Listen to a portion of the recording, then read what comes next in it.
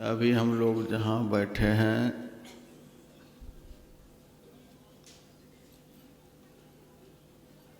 यह दुनिया का सबसे बड़ा यज्ञ स्थल है।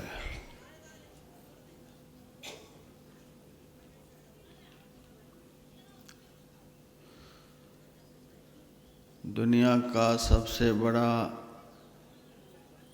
यज्ञ स्थल इसीलिए मैं कह रहा हूँ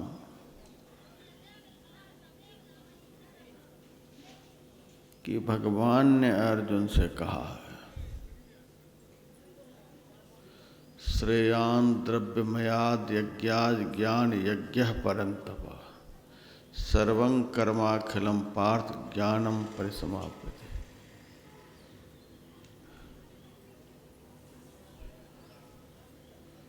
द्रव्यमय यज्ञ से ज्ञानमय यज्ञ श्रेष्ठ होता है। जिस यज्ञ में धन की प्रधानता हो, वासना की प्रधानता हो, चाहना की प्रधानता हो,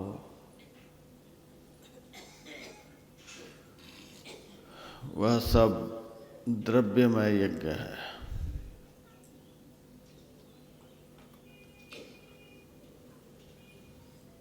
अभी जहाँ हम लोग बैठे हैं यहाँ एकमात्र ज्ञान की प्रधानता है।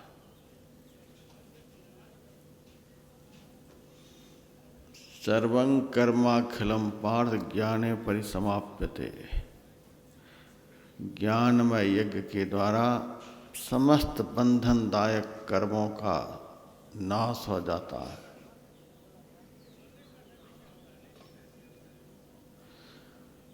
कर्म के बंधनों को मिटाने वाला दुनिया में कोई भी यज्ञ नहीं। समस्त कर्म बंधनों को मिटा देने वाला यह ज्ञान यज्ञ है। ऋते ज्ञानान्न मुक्ति, ज्ञान से ही शरीर संसार के बंधनों से मुक्ति मिलती है। इसीलिए ज्ञान यज्ञ सबसे बढ़कर है। अन्य यज्ञों में देवी देवताओं की प्रधानता रहती है, किसी एक देव की प्रधानता रहती है। ज्ञानमय यज्ञ में एकमात्र ज्ञान स्वरूप परमात्म देव की प्रधानता रहती है, जिससे बढ़कर सृष्टि में कोई देवता नहीं, जिससे सभी देवी देवताओं की सृष्टि हुई है। इस यज्ञ में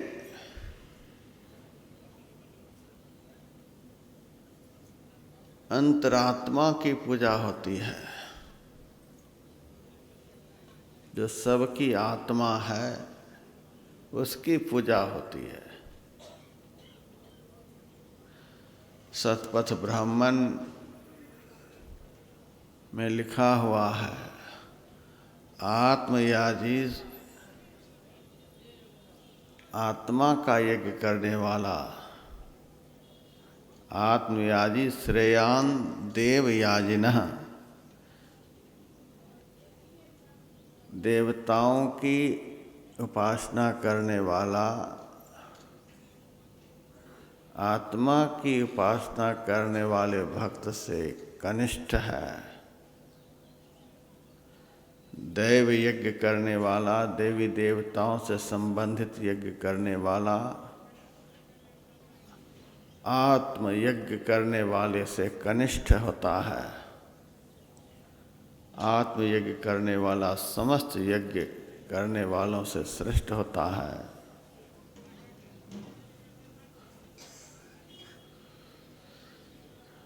तो यहाँ आत्मदेव की पूजा होती है। सबसे जो प्रधान देव हैं उनकी पूजा होती है। इस यज्ञ के द्वारा अपना ज्ञान होता है, अपने से संबंधित परमात्मा का ज्ञान होता है, धर्म का ज्ञान होता है, सत्य का ज्ञान होता है। यानी जिस ज्ञान से जीव मात्र का परम कल्याण होता है, उस ज्ञान की प्राप्ति यहाँ होती है, उस तत्व की प्राप्ति यहाँ होती है। कुंभ के मेले में इस बार तो बहुत कम कुछ देखने को मिल रहा है, नहीं तो दुनिया भर का यज्ञ जगह जगह होते रहता है। कहीं विष्णु महायज्ञ, कहीं रुद्र महायज्ञ, कहीं सतचंडी महायज्ञ, और भी बहुत तरह के यज्ञ होता ही रहता है। यज्ञ में बहुत सारे यजमान भाग भी लेते हैं, लेकिन किसी भी यजमान का कोई भी कुकृत्य नहीं छूटता है। सिगरेट पीने वाले यजमान सिगरेट पीते ही रहते हैं, तंबाकू खाने वाला यजमान तंबाकू खाते ही रहते हैं, मीट मच्छी खाने वाले यजमान ये सब खाते ही रहते हैं, झूठ बोलने वाले यजमान झूठ बोलते ही रहते हैं। केवल जब तक स्वाहा स्वाहा चलता रहता है तभी तक यह सब बंद रहता है। जो सब कुकृत्य पहले से करते आ रहे हैं, यज्ञ की समाप्ति के बाद फिर उसी में लग जाते हैं। अभी जिस ज्ञान में यज्ञ में आप लोग बैठे हैं, समस्त कुकृत्यों का सर्वनाश कर देने वाला यह यज्ञ है। सारी चाहनाएं, सारी वासनाएं, सारे पाप ताप संताप इस यज्ञ के फल से नष्ट हो जाते हैं। हम लोग यहाँ पर यज्ञ स्थल पर बैठे हैं। अभी कथा के माध्यम से हम जनकपुर में यज्ञ देखने के लिए जाएंगे। वहाँ भी बड़ा भारी यज्ञ का अनुष्ठान होने के लिए जा रहा है। उस यज्ञ का नाम धनुर्यज्ञ जनकपुर में होने के लिए जा रहा है। धनुर्यज्ञ देखिए कैसा यज्ञ है। धनुष का यज्ञ, धनुष को स्वाहा किया जाएगा आज। मथुरा में भी एक बार हुआ था धनुर्यज्ञ, धनुष को भी स्वाहा किया गया, जिसका धनुष था उसको भी स्वाहा किया गया।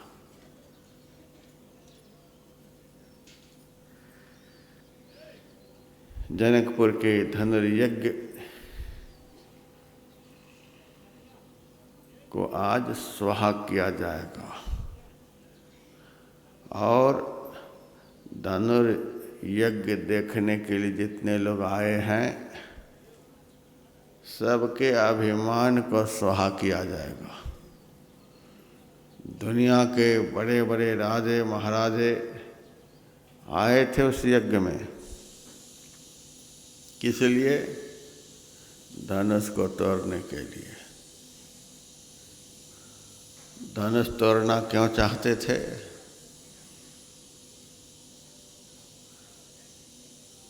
महाराज जनक की प्रतिज्ञा थी, जो धनुष को तोड़ेगा तीनों लोकों में सबसे बड़ा वीर का वह मेडल लेकर के जाएगा। साथ में हम अपनी पुत्री त्रिभुवन सुंदरी सीता को भी ब्याह देंगे। त्रिभुवन विजयी का मेडल आज मिलने वाला है। त्रिलोक सुंदरी जगन माता सीता की प्राप्ति होने वाली है। सीता के हाथ की जयमाला भी गले में पड़ने वाला है। अब इस यज्ञ में कौन नहीं जाएगा? एक बार तो सब आजमाने का प्रयास करेगा। सारी दुनिया के राजे महाराजे जनकपुर गए थे धनुष तोड़ने के लिए। त्रिभुवन विजयी का मेडल लेने के लिए, सीता जी का वरण करने के लिए, जयमाला पहनने के लिए।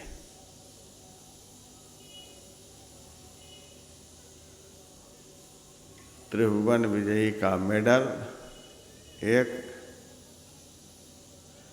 सीता जी की प्राप्ति 2, गले में जयमाला 3। देखिए 3 चीज धनुष टूटने के बाद जनकपुर में मिलने वाली हैं। वहाँ के राजा को मिले नहीं मिले, अभी जिस यज्ञ में आप लोग आए हुए हैं, मैं तो गंभीरता से जब इस यज्ञ पर विचार करता हूँ तो लगता है कि हम लोग भी धनुर्यज्ञ में ही आए हैं। सब धनुष तोड़ने के लिए आए हैं और मेडल लेने के लिए भी आए हैं। बहुत बड़ा मेडल मिलने वाला है। और सीता जी को भी प्राप्त करने के लिए आए हैं। सीता जी के हाथ में जो जयमाला है वह भी पहनने के लिए आए हैं। और विचार करके देखा जाए तो उससे भी बड़ा यज्ञ यहाँ हो रहा है। महाराज जनक ने जो धनुर्यज्ञ किया था तो उस धनुष को केवल एक ने ही तोड़ पाया और किसी से हिला तक नहीं। केवल एक को सीता की प्राप्ति हुई, केवल एक के गले में जयमाला पड़ी है। अब बाकी तो हाय हाय करते चले गए।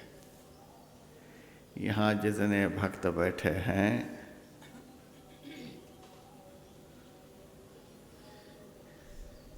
यदि बढ़िया से सत्संग सुनेंगे,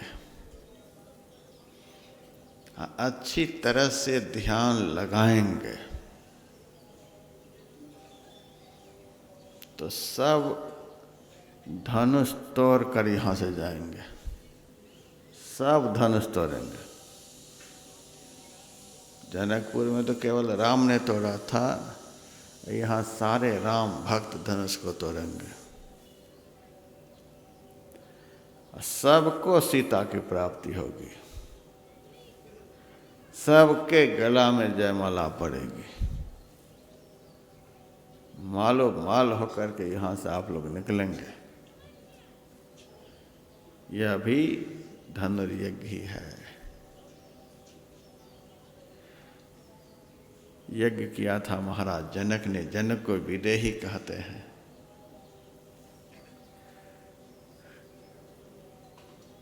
इस यज्ञ का अनुष्ठान गुरु महाराज की कृपा से हुआ है। गुरु महाराज भी विदेह मुक्त हैं, विदेही हैं। देह की तो एक आकृति यहाँ रखी गई है, बाकी तो ये देह से रहित हैं। गुरु महाराज की कृपा से इस यज्ञ का अनुष्ठान हुआ है और सभी भक्त लोग इस यज्ञ में आए हैं धनुष तोड़ने के लिए। जनकपुर में जो धनुष था वह धनुष किसका था?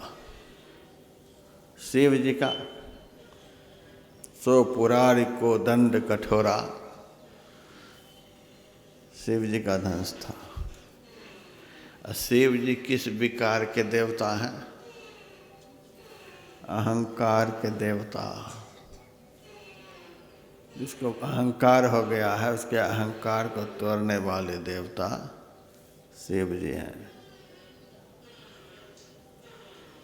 तो शिव जी का वह धनुष था, वह प्रत्यक्ष अहंकार था।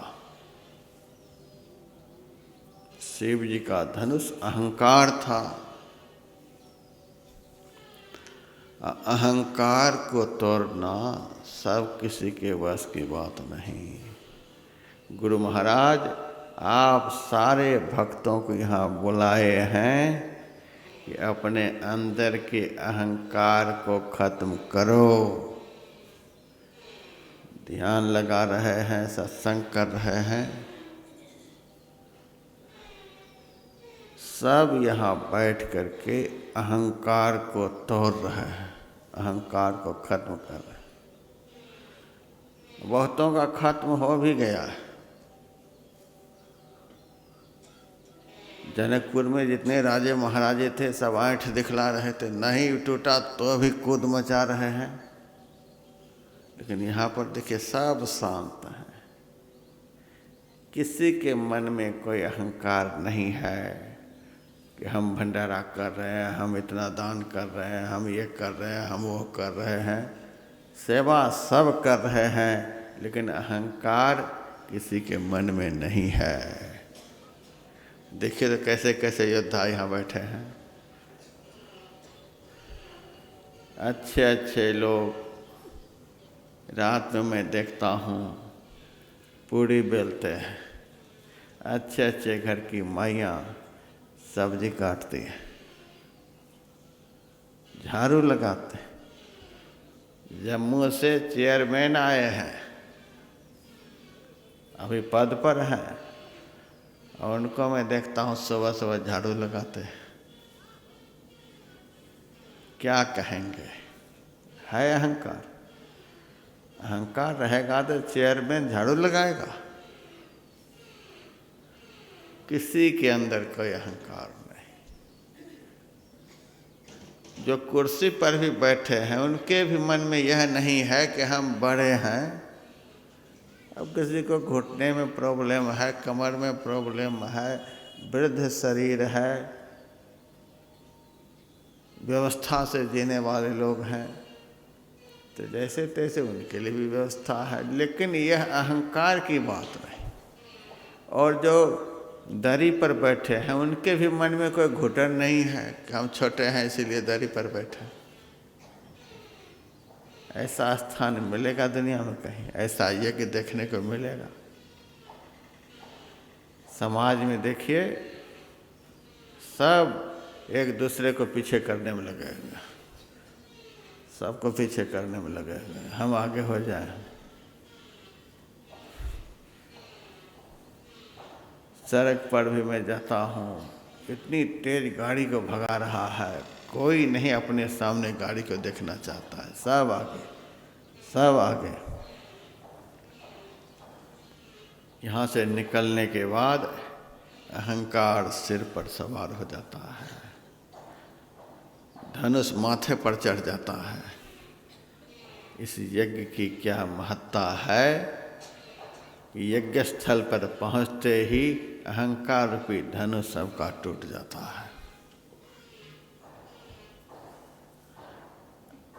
जब जनकपुर का धनुष टूटा तभी सीता जी का वर्ण हुआ। सीता क्या है? रामायण में लिखा हुआ है, सीता साक्षात भक्ति है, राम साक्षात ज्ञान है, लक्ष्मण जी वैराग्य हैं। भगत ज्ञान वैराग्य जनु सोहत धरे शरीर, यह लिखा हुआ है। तो सीता जी भक्ति हैं। यहाँ जो आप लोग बैठे हैं अहंकार को गमा करके बैठे हैं। धनुष तो पहले टूट गया, इसीलिए यहाँ बैठे हैं, नहीं तो हमारे सिर पर सब बैठते। अहंकार होता तो सिर पर बैठते।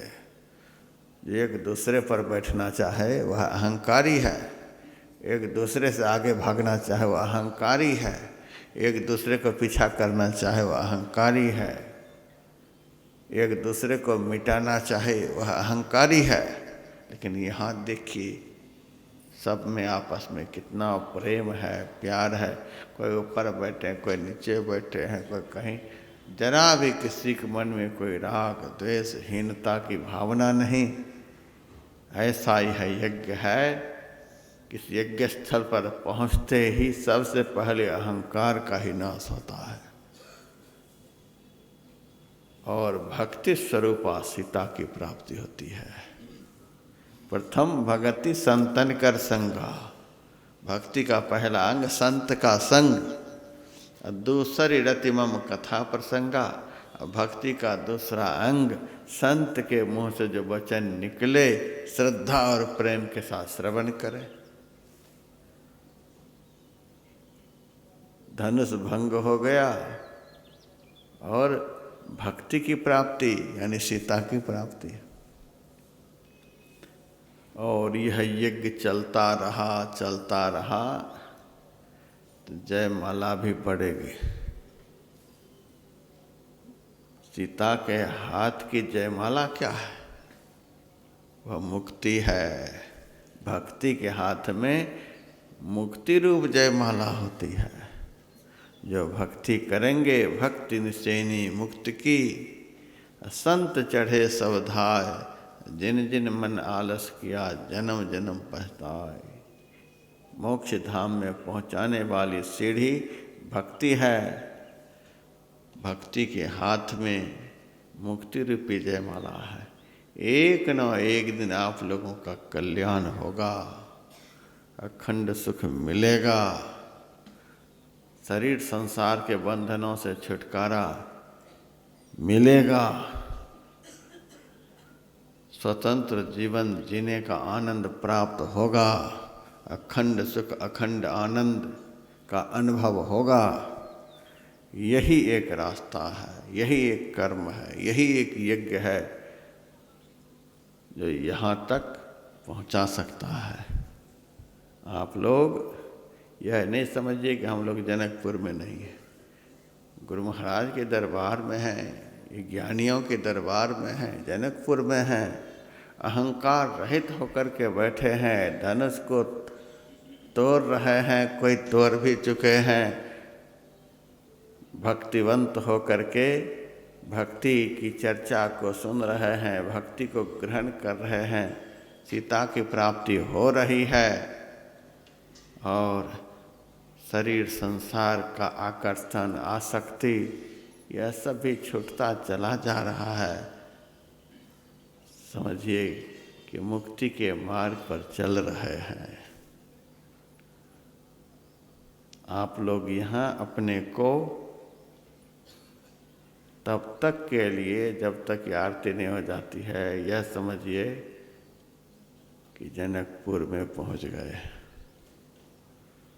धनुष भंग हो रहा है, सीता की प्राप्ति हो रही है, मुक्ति रूपी जयमाला गले में पड़ रही है। वहाँ के लोगों को तो देखिए कि क्या सब हुआ है।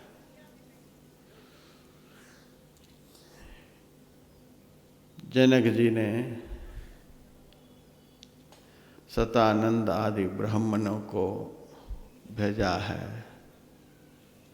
दुनिया के बड़े बड़े राजे महाराजे यज्ञ स्थल पर पहुंच चुके हैं। विश्वामित्र मुनि को भी यज्ञ स्थल पर बुला करके ले आओ।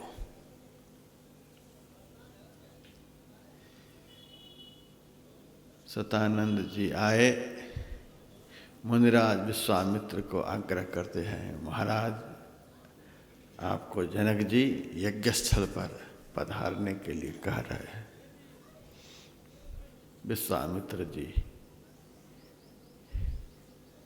भगवान राम से लक्ष्मण जी से कहते, चलो लक्ष्मण यज्ञ स्थल पर देखते हैं विधाता किसको बराई देते हैं।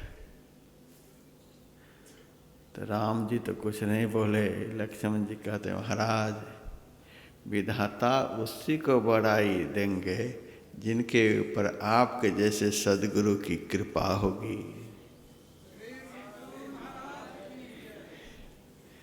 सद्गुरु की कृपा के बगैर तो पत्ता हिल नहीं सकता है। गुरु जी बड़े खुश हुए। चलो, सदगुरु जब चलते हैं तो उनके साथ कौन चलते हैं? देखिए, भगवान चलते हैं। यथार्थ में सदगुरु वे हैं जिनके पीछे पीछे भगवान चले। राम ज्ञान के स्वरूप हैं। सदगुरु वे होते हैं जिनके एक तरफ ज्ञान चलता है तो दूसरी तरफ वैराग्य चलता है। ज्ञान वैराग्य से विभूषित होकर के जो सदैव चले उसी को तो सदगुरु कहते हैं। जहाँ ऐसे महापुरुष चलेंगे वहाँ कौन सा कार्य ऐसा है जो पूर्ण होने के लिए बाकी रहेगा। राम लक्ष्मण को साथ लेकर विश्वामित्र मुनि चले, यज्ञ स्थल पर पहुँचे। वहाँ यज्ञ की बड़ी अच्छी व्यवस्था हुई थी। यद्यपि राजा जनक संत हैं, महापुरुष हैं, उनकी दृष्टि में सब बराबर हैं, तो भी व्यवहार चलता है विषमता में, अब भजन चलता है समता में। भजन समत्व भाव में, भेदभाव रखेंगे भजन नहीं होगा, और समत्व रखेंगे तो व्यवहार नहीं चलेगा। भरद्वाज मुनि की कुटिया में राम जी गए तो कुशासन बिछा दिया, पत्ते के दोने में कंदमूल फल ला करके रख दिया।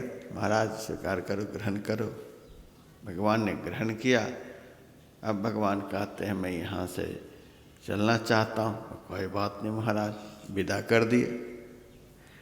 लेकिन उसी कुटिया पर जब भरत जी आए हैं तो अपनी सारी सिद्धियों को बुलाया, आदेश दिया कि बहुत बड़े देवता को मैंने आमंत्रित किया है, देवता के अनुरूप पूजा होनी चाहिए। शिष्यों ने कहा भगवान राम तो ब्रह्म हैं, अब ब्रह्म जब आए तो आपने उसकी चटाई बिछा दी, कंदमूल फल दोने में रख दिए और चलने को तैयार हुए तो विदा कर दिए। अब भरत जी के लिए आप इतने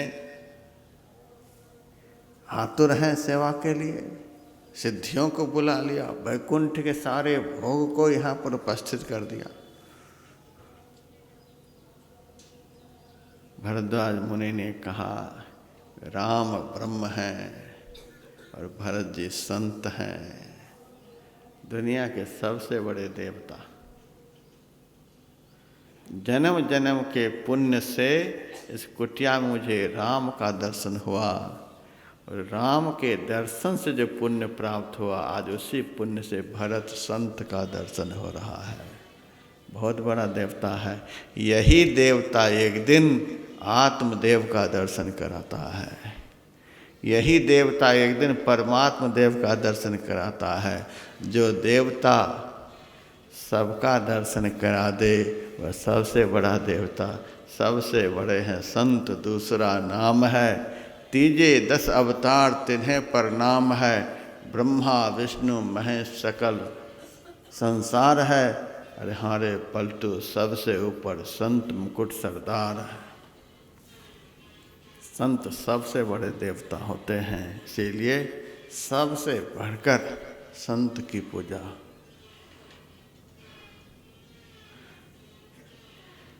तो जनक जी संत हैं, लेकिन भरद्वाज मुनि की तरह भरत जी के लिए कुछ और व्यवस्था, राम जी के लिए कुछ और व्यवस्था।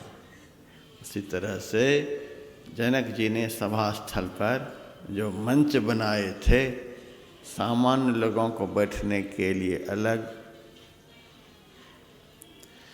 उस यज्ञ में पता है कि देवी देवता भी मनुष्य के रूप में आएंगे, उनके लिए व्यवस्था अलग, साधु महात्मा के लिए व्यवस्था अलग, राजा लोगों के लिए व्यवस्था अलग, महाराजा के लिए व्यवस्था अलग, और सबसे बड़े जो संत हैं उनको बैठने के लिए व्यवस्था अलग। उत्तम, मध्यम, मंच, लघु व्यवस्था बनती है विषमता में। जो व्यवहार में विषमता नहीं रखेगा तो व्यवहार नहीं चलेगा। बहुत लोग फेल हो गए। किसको कहाँ बिठाना चाहिए, किसको कहाँ सुलाना चाहिए, किसको किस तरह से खिलाना चाहिए, किसका आदर किस तरह से करना चाहिए, यह ज्ञान जो व्यवस्थापक नहीं रखेगा उसका यज्ञ खत्म हो जाएगा। व्यवहार में विषमता रखने से ही व्यवहार चलता है। जो जिस लायक है उस तरह से करना होगा। हाथी को भी खाने के लिए वहीं दे दो, गधा को भी खाने के लिए वहीं दे दो, बैल के लिए भी वहीं दे दो, बकरी के लिए भी वहीं दे दो, सियार के लिए वहीं दे दो। नहीं नहीं, व्यवहार विषमता में माता के साथ माता के एक व्यवहार होना चाहिए, पिता के साथ पिता के एक व्यवहार होना चाहिए, बड़े भाई के साथ बड़े भाई की तरह व्यवहार, छोटे भाई के साथ छोटे भाई की तरह व्यवहार, मित्र के साथ मित्र के जैसा व्यवहार, पुत्र के साथ पुत्र जैसा व्यवहार। अरे ब्रह्मज्ञानी है तो सबको एक ही तरह से गाय भैंस की तरह चला देंगे। जिनके साथ जैसा व्यवहार होना चाहिए। श्रीमदाद शंकराचार्य ने 3 सत्ता का ज्ञान दिया है समाज को। प्रातिभाषिक सत्ता, पारमार्थिक सत्ता और व्यवहारिक सत्ता। यह है व्यवहारिक सत्ता। राजा जनक ने व्यवहारिक सत्ता को सत्य मानकर यथा योग्य स्थान बना दिए हैं। बड़े बड़े राजे महाराजे पधारे, सबको बिठाने के लिए कर्मचारी लगे हैं, बिठाए हैं। जो जहाँ बिठाने के लायक सबको बिठा दिया गया है। सब राजे महाराजे देख रहे हैं, एक मंच अभी खाली है। सब मंचनते मंच एक सुंदर विशद विशाल। सारे मंच से ऊपर ऊंचा, सबसे सुंदर, सबसे विशाल, सबसे अधिक रमणीय वह खाली पड़ा हुआ। राजे महाराजे देखते हैं कि हम राजा लोग तो बैठ ही गए, महाराजा भी बैठ ही गए, ऋषि मुनि महात्मा भी बैठ ही गए, देवी देवता भी बैठ ही गए।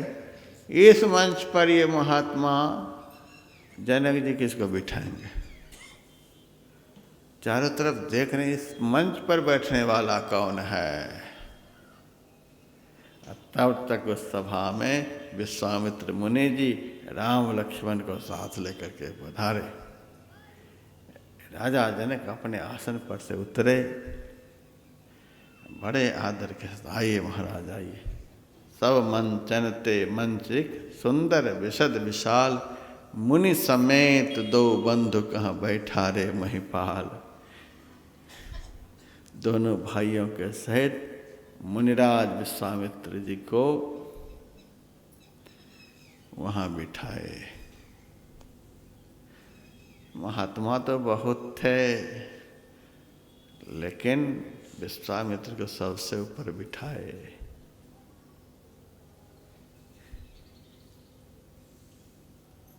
मन के मनोरथ को पूर्ण कर देने वाले कोई बिरले संत होते हैं। राजा जनक के मन में जो मनोरथ है कि यह धनुष टूटे और हमारी पुत्री सीता का सुयोग्य वर वरण करे, यह मनोरथ, इस महान मनोरथ को पूर्ण करने वाले कौन हैं? जो इस महान मनोरथ को पूर्ण करने वाले हैं वे संत हैं, वे सद्गुरु हैं। उनका स्थान भक्त के हृदय में सबसे ऊपर होता है। मुनि समेत दो बंधु कहाँ बैठा रे महिपाल। सबसे ऊपर के मंच पर विश्वामित्र मुनि को बिठाया। यद्यपि राम लक्ष्मण के लिए भी बैठने की व्यवस्था थी, लेकिन राम लक्ष्मण सोफा पर नहीं बैठे, कुर्सी पर नहीं बैठे। राम विश्वामित्र मुनि के दायां चरण को पकड़कर नीचे बैठे, लक्ष्मण जी विश्वामित्र मुनि के बायां चरण को पकड़कर नीचे बैठे। उनके चरणों में दोनों भाई। क्या यह दृश्य है कि संत के चरणों को पकड़कर भगवंत बैठे हैं, दुनिया को दिखला रहे हैं, यदि मुझे पाना चाहते हो, मुझे खुश करना चाहते हो, तो इस चरण को पकड़े रहो, इस चरण से प्रेम करो। पलटू साहब ने तो बड़ा कठोर शब्द में कहा, अयोध्या के बैरागियों ने जलती हुई आग में पलटू दास जी को जला दिया। ऐसे साफ सुथरे बोलने वाले महापुरुष वे, संत चरण को छाड़ के पूजत भूत बैताल, पूजत भूत बैताल मोए पर भूते होई, जेकर जहमा जीव अंत को पावे सोई। देई देवा झूठ सकल यह मन के भ्रमना, यही भ्रम में पड़ा लगा है जीवन मरना। देई देवा सेई परम पद के ही न पावा, भैरो दुर्गा शिव बांध के नरक पठावा। पलटू अंत घसीटी हैं चोटी धरी धरी काल, संत चरण को छाड़ के पूजत भूत बैताल। बड़ा विलक्षण चरण है, जिन चरण को भगवंत पकड़े रहते हैं। संत से भगवान छोटे हो गए सो बात नहीं। भगवंत दुनिया को शिक्षा देने के लिए मुझे पाना चाहते हो तो इस चरण को पकड़ो, यह भाव है। इस चरण को पकड़े बगैर मुझे कोई नहीं पा सकता है। भव सागर की नाव शुद्ध संतन के चरण, तुलसीदास प्रयास बिनु मिलहि राम दुख हरण। दोनों बैठ गए चरणों को पकड़कर।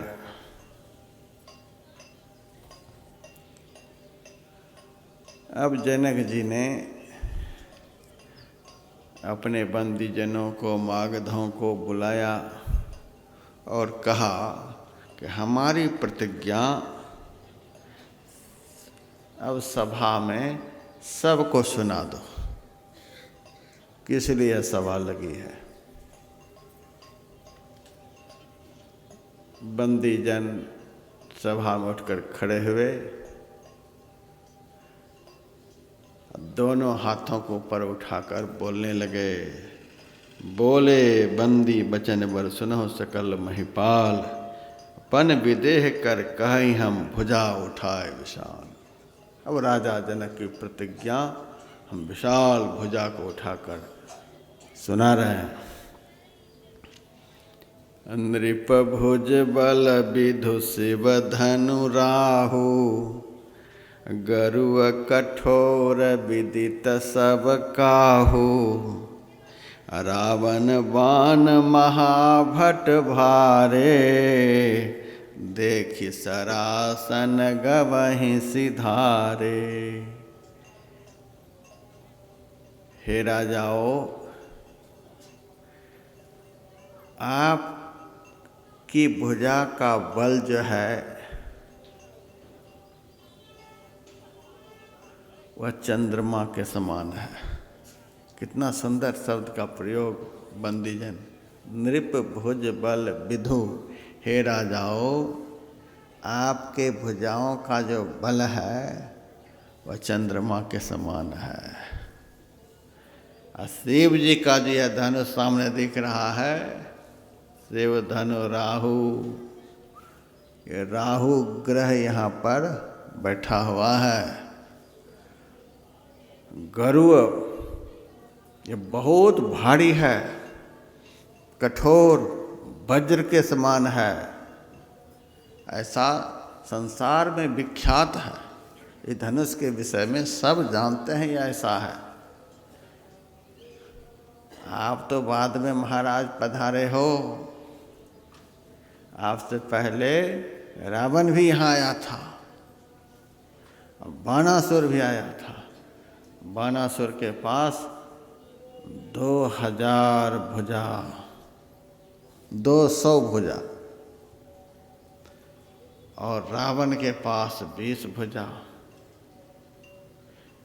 रावण ने तो थोड़ा बहुत प्रयास किया था, खूब हाथ पैर मार करके देख लिया, जरा सा भी नहीं हिला। और आखिर में इस धनुष को प्रणाम करके रावण चला गया।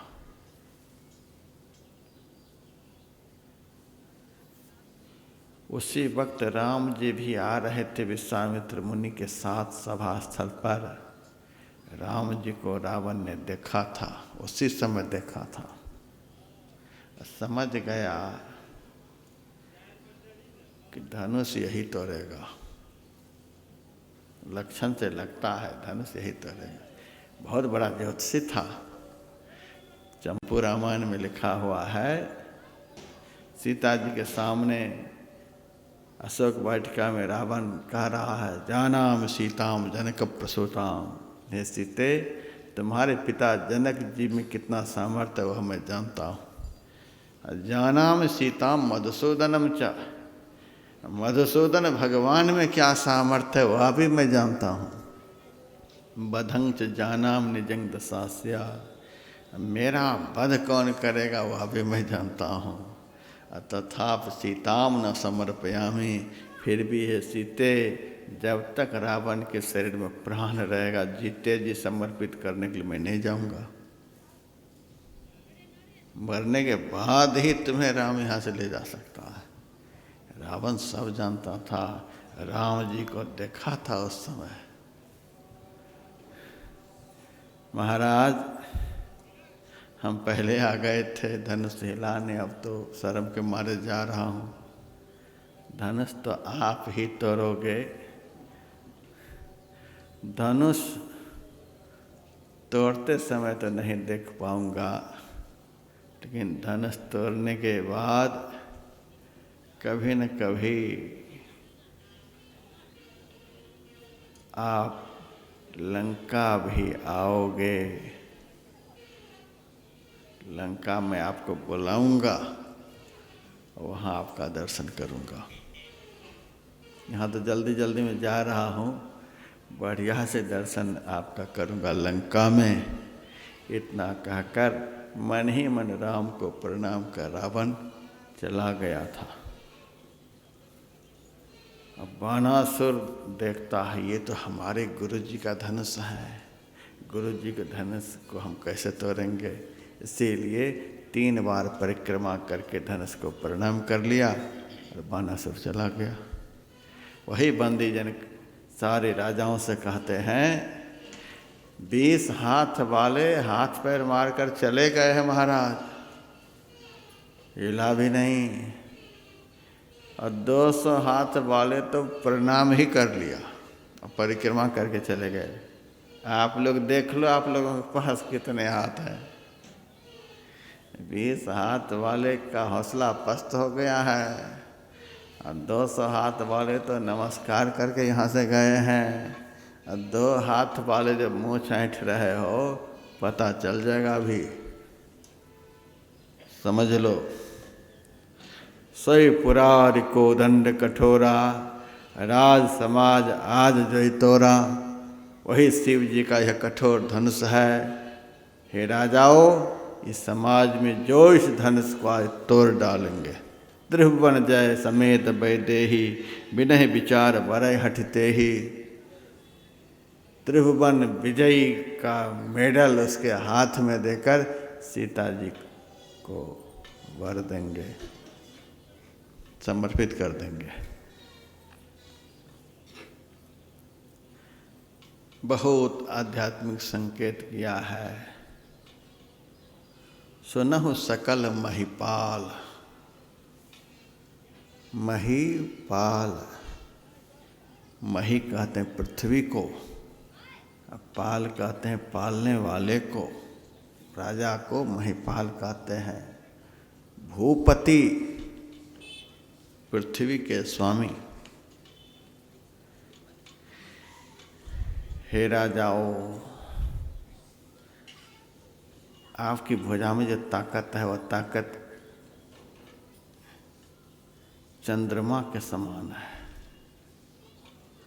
शिव जी का धनुष राहु के समान है। चंद्रमा को कौन निगलता है? राहु। आपका बल कोई काम नहीं आएगा, क्योंकि राहु सामने बैठा हुआ है। आपके बल को निगलने के लिए धनुष है। जितने राजा आए हैं सबके बल को निगलने के लिए।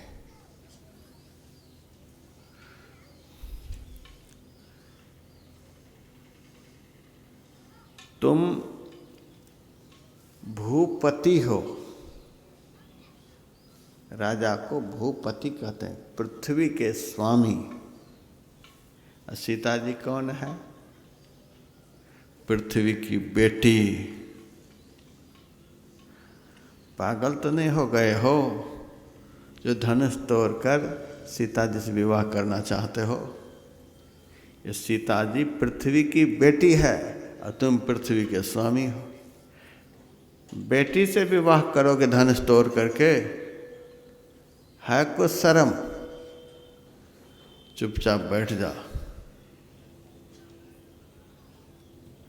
लेकिन अभिमानी के अंदर शर्म कहाँ है? अभिमानी को कहाँ कुछ आगे दिखता है, क्या करना चाहिए क्या नहीं करना चाहिए। इसीलिए सुनिपन सकल भूप अकुलाने, भटमानी अतिशय। सुनिपन सकल भूप अभिलाखे, भटमानी अतिशय मन माखे। इस प्रतिज्ञा को सुनकर जो इसको तोड़ेगा सीता जी के साथ वह विवाह करेगा। सबकी इच्छा चैतन्य हो गई। जो अभिमानी राजा था अत्यंत क्रोध में भर गए कि जल्दी से जल्दी इस धनुष को तोड़कर हम सीता को प्राप्त करते हैं। सब फेंटा कस लिए, मुकुट संभाल लिए और चले इष्ट देवन सिरनाई। देवी देवताओं को मन ही मन प्रणाम करके सब चले। पहले इष्ट देवता को प्रणाम करना चाहिए था, उसके बाद तैयारी करके चलना था। तो सब कर लिया पहले या प्रणाम बाद में।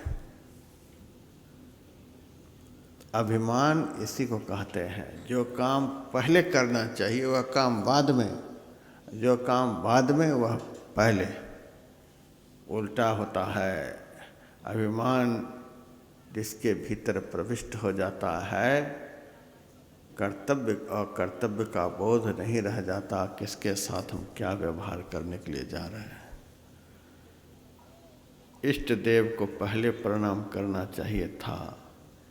धनुष तोड़ने की तैयारी बाद में, तैयारी पहले कर लिए और बाद में प्रणाम करके फिर चले हैं। धनुष हिला नहीं, एक एक करके चले, धनुष हिला नहीं। भट मानी, मानी कहते हैं अहंकारी को। शिव जी का धनुष क्या है? वह प्रत्यक्ष अहंकार है। अहंकार से अहंकार आज तक नहीं टूटा है। अहंकार से अहंकार और मजबूत हो जाता है। तो अहंकार रूपी धनुष को तोड़ने के लिए अहंकारी चला है। अब बड़ा अहंकारी जो होता है छोटे अहंकारी के अहंकार को चूर कर देता है। तो धनुष जो था दुनिया के सबसे बड़े अहंकारी देवता का है, सबसे बड़ा अहंकार था। इसीलिए छोटा अहंकार वाला जाता गया और उसके अहंकार को खत्म करते गए। बड़ा अहंकारी छोटे अहंकारी के अहंकार को खत्म कर देता है। सबका अहंकार खत्म होता गया, चूर हो गया अहंकार। एक एक करके जब हार गए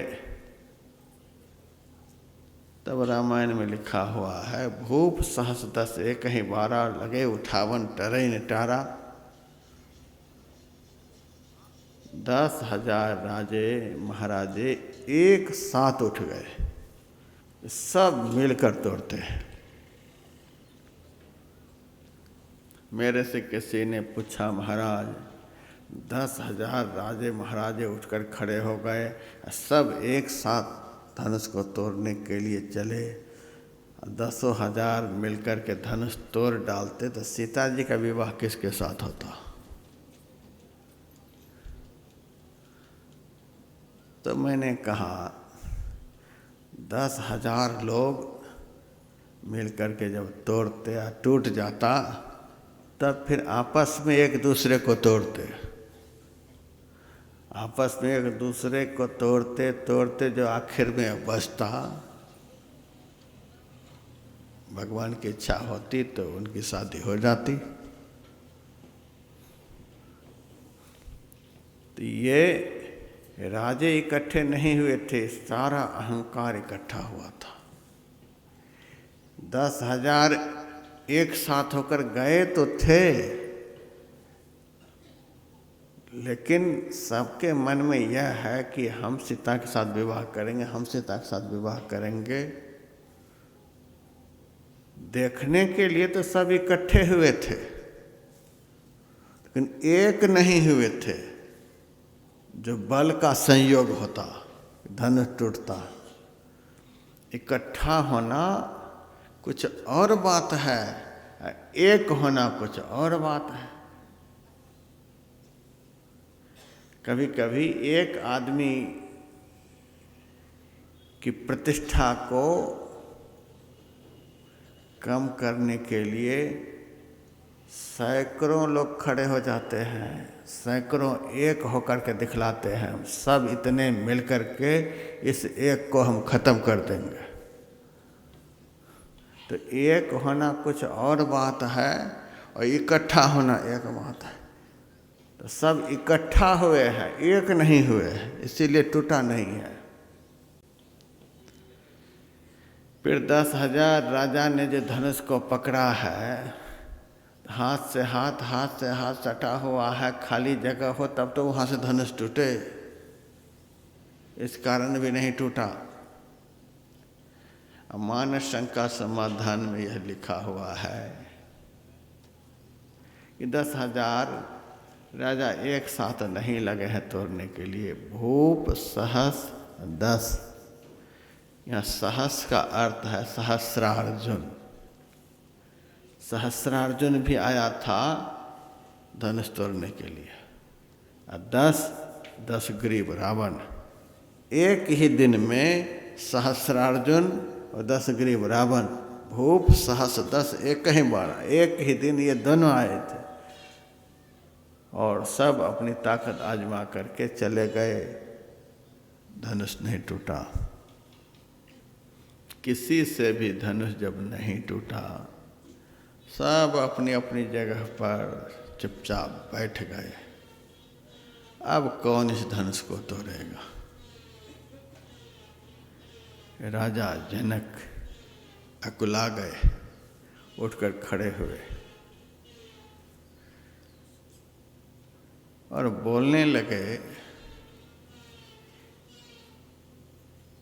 समस्त द्वीपों से, समस्त राज्यों से, राष्ट्रों से हमारी प्रतिज्ञा को सुन सुन करके यहाँ राजे महाराजे पधारे, लेकिन धनुष टूटना तो दूर की बात, धनुष किसी से हिला भी नहीं, तिल के बराबर भी नहीं हिला।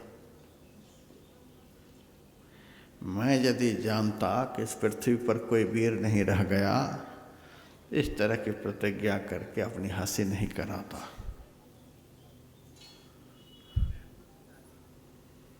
महाराज, अब आप लोगों से हमारी प्रार्थना, अब हमारी लड़की की शादी विधाता ने नहीं लिखी है, अब कुमारी रहेगी तो कोई बात नहीं, अपनी प्रतिज्ञा को तो मैं अब टाल नहीं सकता।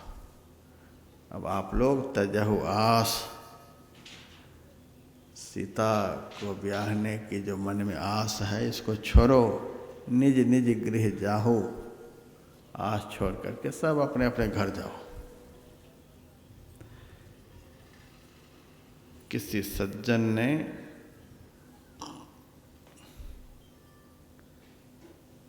संत तुलसीदास जी महाराज से पूछा, इतने बड़े महाज्ञानी जनक जी और घर में आए हुए अतिथि स्वरूप राजा को इतना कठोर वचन कह दिया, तजहु आस निज निज गृह जाहो, लिखान विधि वैदेही विवाहो।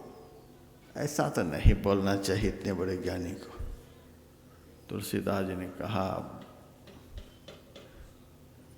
राजा जनक कठोर वचन नहीं बोले हैं, वे जो बोले हैं सो हमने लिखा है, तजहु आस।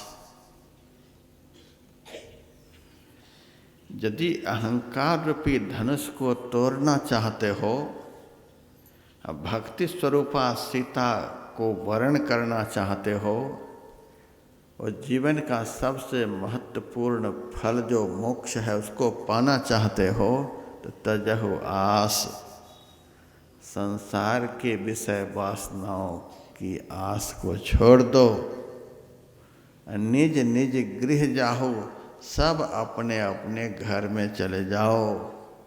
अपना घर हमारा कहाँ है? बाहर में। ईंट पत्थर का घर जो है यह शरीर का घर है, अर्थात सब अपनी वृत्ति को अंतर्मुखी बना लो, निज निज गृह जाओ, सब अपनी वृत्ति को बहिर्मुख से अंतर्मुखी कर लो। संसार के भोग पदार्थों की आशा का परित्याग कर दो। यदि अहंकार को खत्म करके भक्ति को प्राप्त करना चाहते, तजहु आस निज निज गृह जाओ। इसका भाव यह है।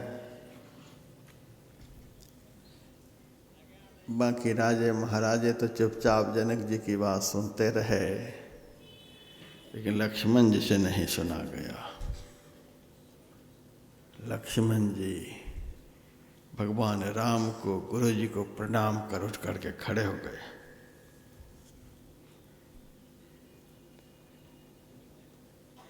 और बोलने लगे, मैं अभिमान के साथ नहीं बोल रहा हूं, मेरे दिल में अभिमान नहीं है।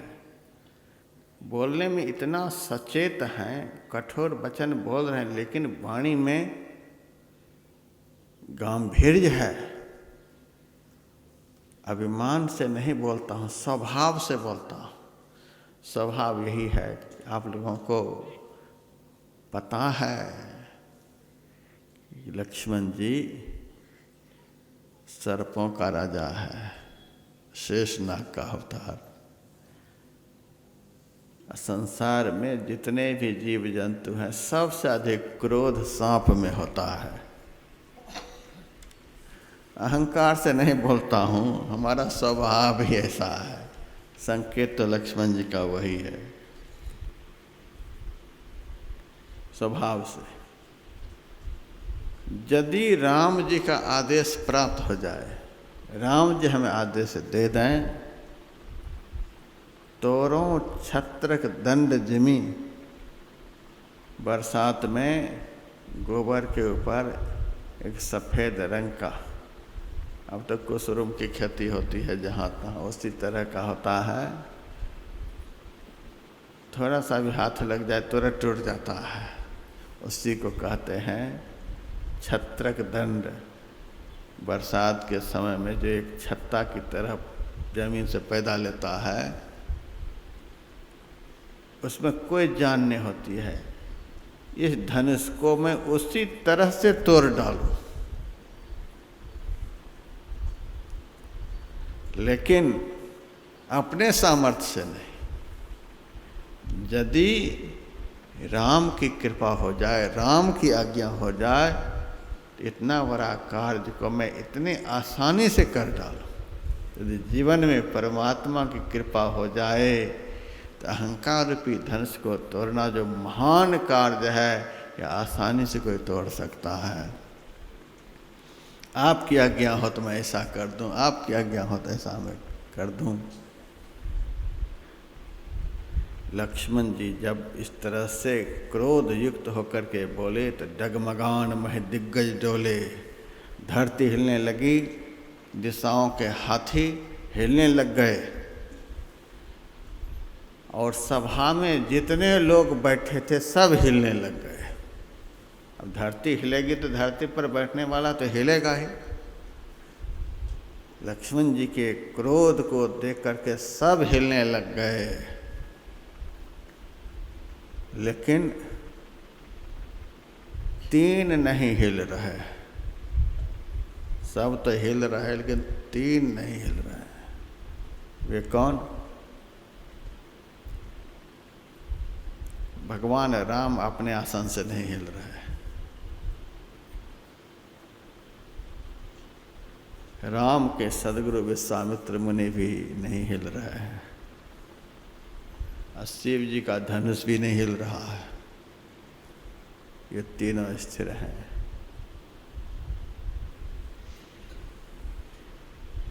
अहंकारी व्यक्ति, महान अहंकार, तीनों लोकों को संत्रस्त कर देने वाला अहंकार भी संत के मन को हिला नहीं सकता है।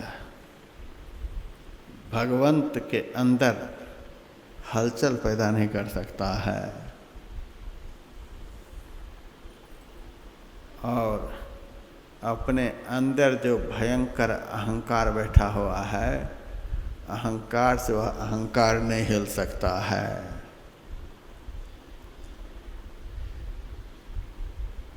भगवान श्री राम ने इशारा किया, अब बैठ जा। लक्ष्मण जी कहते हैं, महाराज बैठूं कैसे? आपके बैठे रहने पर जनक जी ने इस पृथ्वी के लिए कह दिया, वीर विहीन महिम जानी। ये संपूर्ण पृथ्वी वीरों से रहित हो गई। आपके रहते जनक जी ने ऐसा कह दिया, यह मेरे से बर्दाश्त नहीं हो रहा। मेरे से यदि कहता तो हमें कोई कष्ट नहीं, लेकिन आपके रहते ऐसा कहा है। इतने बड़े ब्रह्मज्ञानी आपको नहीं जानता है। भगवान ने कहा, कोई बात नहीं। तो लक्ष्मण जी कहते, कोई बात कैसे नहीं? आप भी तो उठकर खड़े नहीं होते। अब खड़े होंगे। पहले सूरज का उदय नहीं होता है, पहले लालिमा आती है, तब सूरज का उदय होता है। लालिमा तू ले आया है, अब सूरज रूपी राम खड़ा होगा। विश्वामित्र समय शुभ जानी। विश्वामित्र जी ने देखा अब शुभ समय आ गया, तुरंत आदेश दे देते, जाओ राम। तो कुछ राजा कहते, हम तो अभी खड़े ही नहीं हुए थे, हम तो तैयारी ही कर रहे थे। तो वहाँ खड़मंगल शुरू हो जाता। जब देख लिया कि कोई भी अपने आसन से हिल नहीं रहे हैं, विश्वामित्र समय शुभ जानी। अब सुंदर समय आ गया। अब सब चुप बैठ गया, सबके अहंकार चूर हो गए हैं। मनोहर वाणी से कहते हैं, उठहु राम भंजहु भव चापा। हे राम उठो और शिव जी के धनुष को तोड़ो।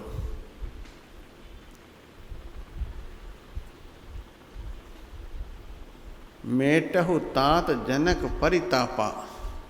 जनक जी के अंदर जो बहुत बड़ा संताप है कि इस धनुष को कोई भी नहीं तोड़ सका, सीता जी का विवाह अब कैसे होगा।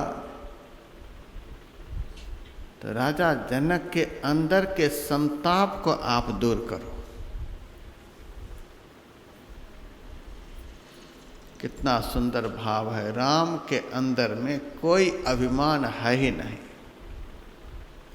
निरभिमानी व्यक्ति के सामने अहंकारी टिक नहीं सकता, वहाँ अहंकार रह ही नहीं सकता। राम जी के अंदर में कोई अभिमान नहीं, कोई हलचल नहीं। गुरु जी कह रहे हैं, हे राम अब उठो, शिव जी के धनुष को तोड़ो। अपने मन में कोई इच्छा नहीं है और जनक जी के अंदर के दुख का हरण करो। गुरु जी का आदेश हुआ तो गुरु जी को प्रणाम कर भगवान राम उठकर खड़े हुए तो पहले गुरु को प्रणाम किया और जब चले तोड़ने को तो गुरु को प्रणाम करके चले। बाकी सब राजा महाराजा सारा सब कर्म कर लिया। उसके बाद इष्ट देव को नमस्कार किया और समस्त इष्ट के जो बाप संत हैं उनकी तरफ तो देखा ही नहीं। राम जी उठते हैं तो गुरु को प्रणाम करते हैं, गुरु को प्रणाम करके उठे। उसके बाद गुरु को प्रणाम करके फिर चले। उठते बैठते चलते फिरते खाते पीते जो गुरु में श्रद्धा रखेगा, गुरु में प्रेम रखेगा, गुरु का चिंतन करता रहेगा, गुरु का ध्यान करता रहेगा, उसके सामने अहंकार रूपी धनुष ठहर नहीं सकता है। उसी से अहंकार खत्म होगा। जो 2400 घंटे अहंकार रहित संत का चिंतन करता रहेगा, नहीं तो अहंकार जल्दी नहीं टूटता है। आप लोगों को पता होगा कि अहंकार कहाँ रहता है। 3.5 हाथ का आप लोगों का शरीर है। 3.5 हाथ के शरीर में अहंकार कहाँ रहता है।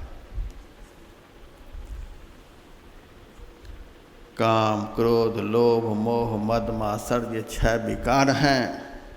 कोई विकार हृदय में, कोई वक्षस्थल में, कोई नाभि में, कोई भुजा में, कोई कंठ में। सभी विकारों का अलग अलग स्थान है। ईर्ष्या विकार जो है, दूसरे को देख करके जलना, कैसे इसका सत्यानाश हो जाए। ईर्ष्या विकार का निवास समस्त प्राणियों की आँख में। वो 4 मंजिल मकान बना लिया, ये कैसे बना लिया, हमारा तो 3 ही है, हमारा तो 2 ही है, उनका लड़का IAS कंप्लीट कर गया, हमारा तो बार बार LLB में भी फेल कर रहा है। दूसरे को देख देख करके ईर्ष्या विकार जागृत। मंथरा अयोध्या नगरी के सजावट को देख करके सजाने वाले से पूछती है, पूछे से लोगन कहा उछाहू। इस नगरी की जो सजावट हो रही किस लिए, कोई बड़ा त्योहार तो है नहीं। राम तिलक सुनि भाव दाहू। राम का तिलक सुन करके तो उनका हृदय जलने लग गया। देख करके आँख में ईर्ष्या विकार, कोई उदर में, कोई छाती में, कोई कंठ में, कोई मुंह में, कोई आँख में, एक एक करके नीचे से ऊपर गया है विकार। आँख में ईर्ष्या, सबकी खोपड़ी पर अहंकार। सबसे ऊपर अहंकार का स्थान है। तो अहंकार विकार जाएगा कैसे? किसी के माथे पर बहुत भारी वजन हो, वो वजन हल्का होगा कैसे? सिर को झुकाएगा तो वजन नीचे आ जाएगा। सिर को झुकाने से सिर के ऊपर जो बोझा है वह नीचे गिरेगा। तो माथे पर जो अहंकार बैठा हुआ है वह अहंकार खत्म होगा कैसे? जब यह अहंकारी मस्तक नीचे झुकेगा।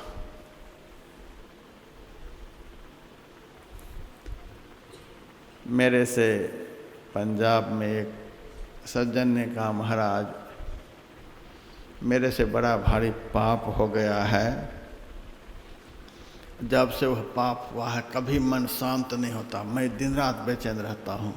मैंने कहा कौन पाप हो गया है? अरे महाराज मेरे द्वारा भ्रूण हत्या का पाप हो गया। गर्भस्थ बालक का वध करा देना यह भ्रूण हत्या है। मैंने कहा यह पाप हो गया तो आपका मन अशांत है? हाँ यही तो पाप है, करते समय पता नहीं चलता, जब हो जाता है तो आदमी को शांत नहीं रहने देता है। ये पाप है। तो आपने इस पाप को ख़त्म करने का कोई उपाय किया? हाँ महाराज बड़े बड़े तांत्रिक के पास गए। तांत्रिकों ने क्या कहा? 15 ठो मुर्गा मांगा, 10 बोतल शराब का मांगा, क्या क्या मांगा, इतना सब कुछ लाओ, तुम्हारे लिए अनुष्ठान करेंगे और तुम्हारे पाप को ख़त्म कर देंगे। पंडित जी के पास गए तो 1.25 मन चावल लाओ, तो ये लाओ वो लाओ, दुनिया भर का बता दिया। तो मैंने कहा ये सब किया कि नहीं किया? था बड़ा होशियार, सबके पास जा कर के लिस्ट तो ले लेता था, लेकिन करता था किसी के कहे अनुकूल नहीं। अब महाराज आपके पास आया हूँ, आप बताओ। मैंने कहा हम तो सबसे भयंकर उपाय बतलाएंगे, सबसे लंबा लिस्ट देंगे। आप महाराज क्या लोगे? मैंने कहा मेरी कुटिया में आपको आना होगा, कुटिया के अंदर मैं उपाय बतलाऊंगा, आपका पाप खत्म हो जाएगा। तो उपाय बताओ। उपाय यही है, अपने हाथ से अपना सिर काट करके उसी सिर के ऊपर पैर रख करके आप हमारी कुटिया में आओ, फिर मैं रास्ता बतलाऊंगा तुम्हारा पाप कैसे खत्म होगा। महाराज आप तो सबसे बड़ा जल्लाद निकले। अपने हाथ से अपना सिर काट कर उसी सिर के ऊपर पैर रख कर फिर कुटिया के अंदर आओ। यह तो घर है प्रेम का, खाला का घर नाही, शीश उतारे भुई धरे, सो बैठे घर माही। महाराज आपकी बात तो समझ में नहीं आती। मैं तो आया था आपको साधु संत जान करके, आप तो कहते हो कि अपने हाथ से अपना सिर काटो। मैंने कहा सत्संग कभी सुने हो? सत्संग तो कभी सुना ही नहीं, इसीलिए संत की वाणी को कैसे समझोगे? मैं क्या कहा? सिर काट लो अपने हाथ से। एक तो कोई काट नहीं सकता, यदि काट भी लेगा फिर हम कह रहे हैं कि उस सिर के ऊपर पैर रख कर के कुटिया में आओ। जब सिर कट ही गया तो फिर तुम जियोगे, फिर कैसे कुटिया में आओगे? तो रहस्य की बात है। शीश उतारे भुई धरे, सो बैठे घर माही। अहंकार का निवास माथे पर होता है। अहंकार को कोई दूसरे के माध्यम से खत्म नहीं किया जाता है। इस अहंकारी सिर को संत के चरणों में काट करके गिरा दो। अहंकार को गंवा करके संत की शरण में आओ, फिर संत रास्ता बतलाएंगे। आपा अरपि बनो दासा है साधो। आपा कहते हैं अहंकार को, सिर पर वह अहंकार रहता है। ये गर्व भरा मस्तक मेरा प्रभु चरण धूल तक झुकने दे। अभिमान से भरा जो मस्तिष्क है, जब संत के चरण धूल का स्पर्श होता है तभी अहंकार धूल में मिल जाता है। यही एक उपाय है अहंकार को खत्म करने का, सबसे ऊपर अहंकार, और इस अहंकार को खत्म करने का यही उपाय है। जिस किसी भी तरह से जो हमसे श्रेष्ठ हैं उनको प्रणाम करते रहो, प्रणाम करते रहो, प्रणाम करते रहो, सबको हाथ जोड़ते रहो। विनम्रता से ही अहंकारिता का नाश होता है। विनम्र हुए बगैर अहंकार का नाश नहीं। अहंकार का बोझ सिर पर रखोगे तो जो चलना राह नाजुक है, हमन सिर बोझ भारी क्या, भक्ति का मार्ग तो इतना कोमल है, इतना सूक्ष्म है कि चेतन आत्मा को छोड़कर कोई उस रास्ते पर चल ही नहीं सकता है। और अहंकार का बोझ लेकर के उस सूक्ष्म मार्ग पर जाना चाहता है, कभी संभव नहीं। अहंकार को गंवा करके जाना होता है। सिर पर बोझ रहने पर आदमी तेजी से चल नहीं सकता। अहंकार का बोझ सिर पर रहेगा तो भक्ति के मार्ग पर तो एक तिल के बराबर आगे नहीं बढ़ पाओगे। अहंकार रहता, आपा अरपी बनो दासा है साधो। यदि संत का दास बनना चाहते हो तो आपा अरपी, अभिमान को चढ़ा दो। अभिमान को चढ़ाना होता है, संत के चरणों पर माथा रखो। भगवान राम के अंदर में कोई अभिमान नहीं है, लेकिन समाज के समस्त अभिमानी राजाओं को दिखलाया, देखो धनुष कैसे टूटता है। कुछ भी नहीं लगेगा धनुष तोड़ने में। उठते समय गुरु को प्रणाम, बैठते समय गुरु को प्रणाम, चलते समय गुरु को प्रणाम। अपने से श्रेष्ठ जनों को प्रणाम करने से जीवन में विनम्रता आती है, अहंकार का नाश होता है। भगवान राम चले।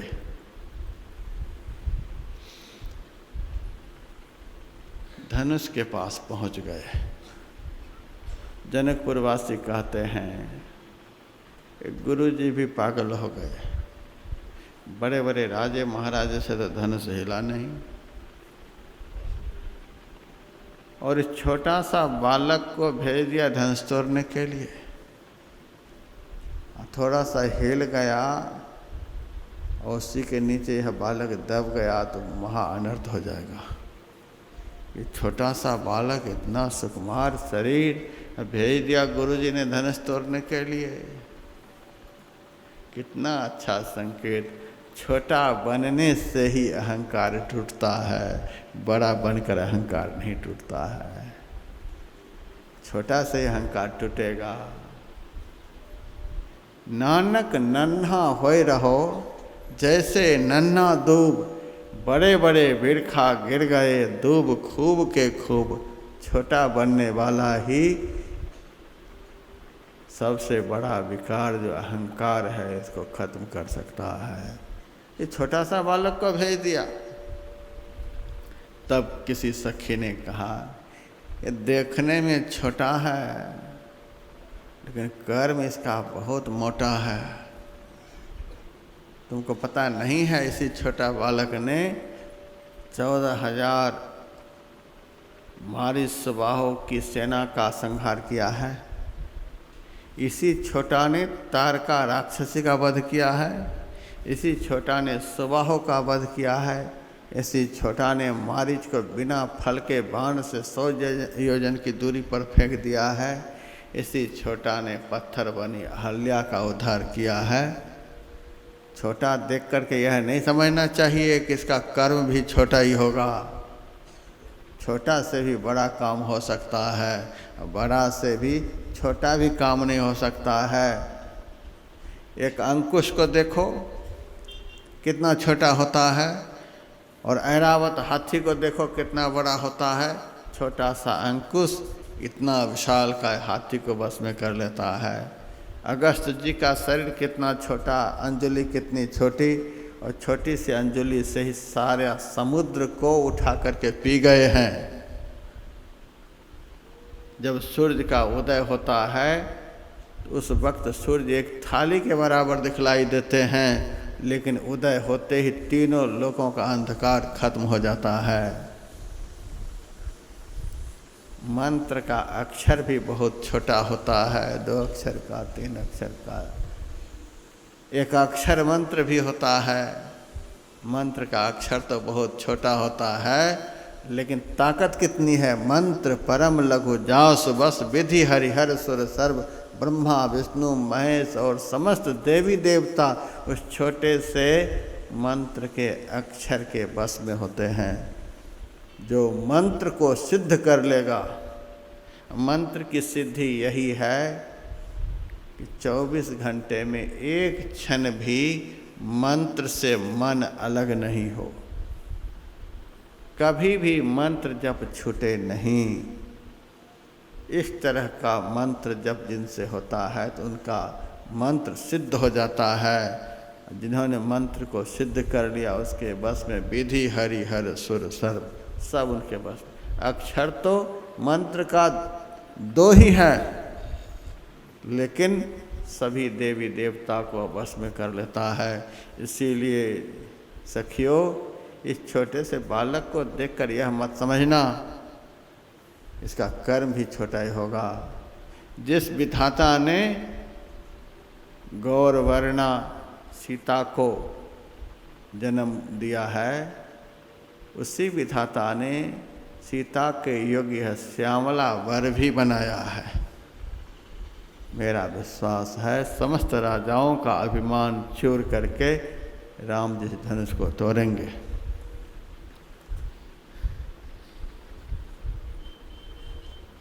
सीता जी भी मन ही मन सभी देवता को मना रही है। हे गणेश जी आप मेरे पर खुश हो जाओ, हे शिव जी मेरे पर खुश हो जाओ, हे पार्वती मेरे पर खुश हो जाओ, सबका नाम ले रही है।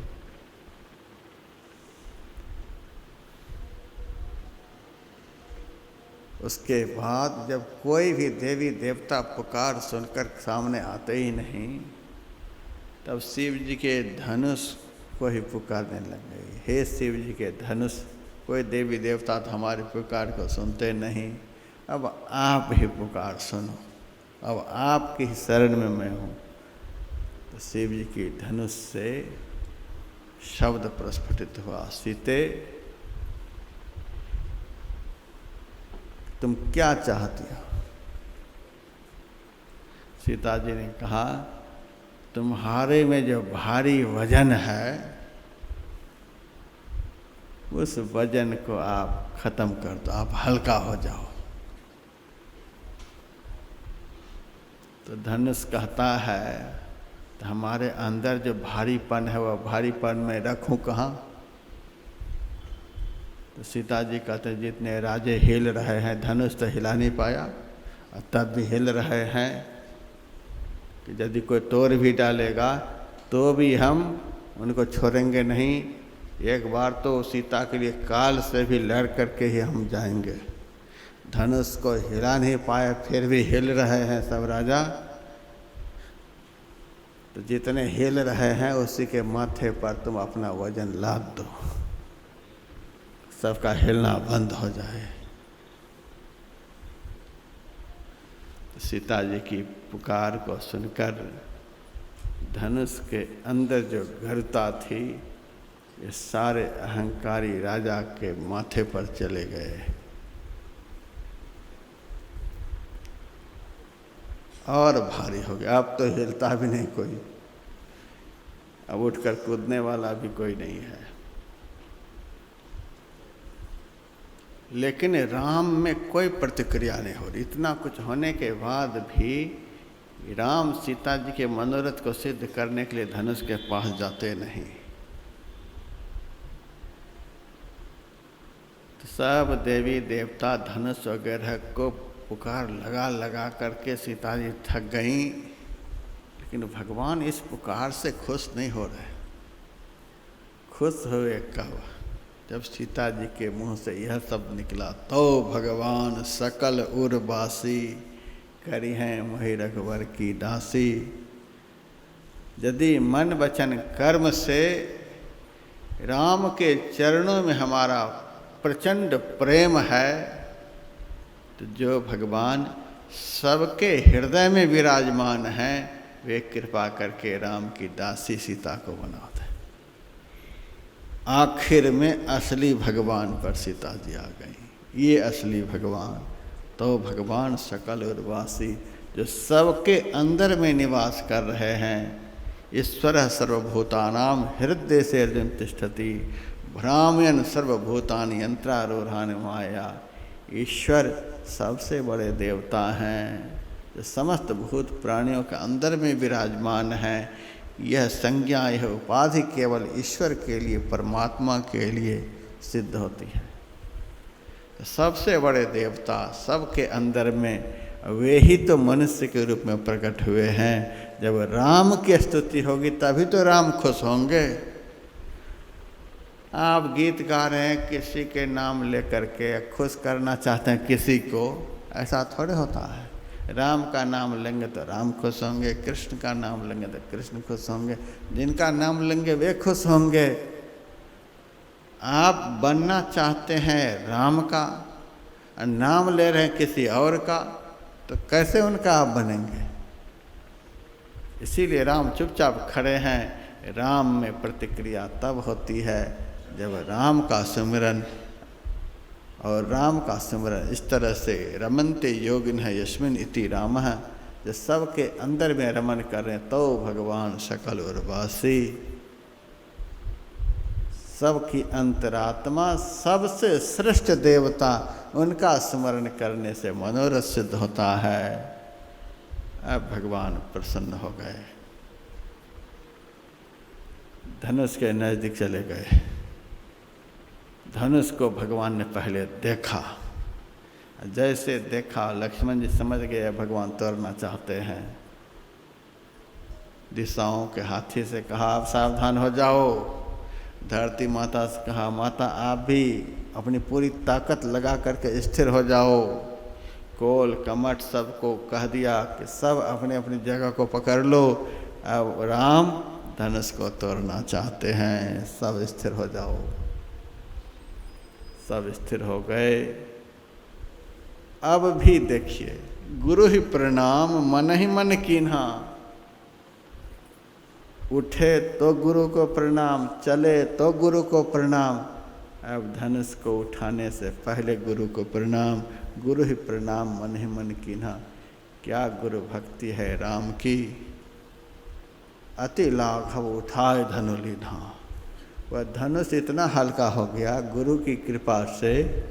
अहंकार जो सबसे भयंकर विकार है, वह ऐसे खत्म हो गया कि पता ही नहीं चला। अति लाघव उठाए धनु लीन्हा। वह धनुष बहुत हल्का हो गया, भगवान राम ने उठा लिया और धनुष के ऊपर डोरी भी चढ़ा दी। धनुष को लेकर के खड़े हो गए। इतना करने में इतना कम समय लगा कि कोई देख नहीं पाया कैसे उठाया, कैसे धनुष को चढ़ाया। अब देख रहे हैं राम को। गुरु की कृपा से इतना कठिन कार्य इतना कम समय में इतनी आसानी से हो जाता है। हमको तो पूरा भरोसा है। बड़े बड़े दिग्गज कुंभ में शिविर नहीं लगा पाए। शिविर लगा देंगे, कोरोना घुस गया तो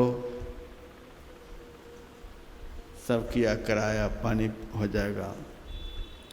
कुछ ने लगाया भी तो कुछ और उद्देश्य से। कुंभ का मेला जो है महात्माओं का बड़ा भारी सीजन है।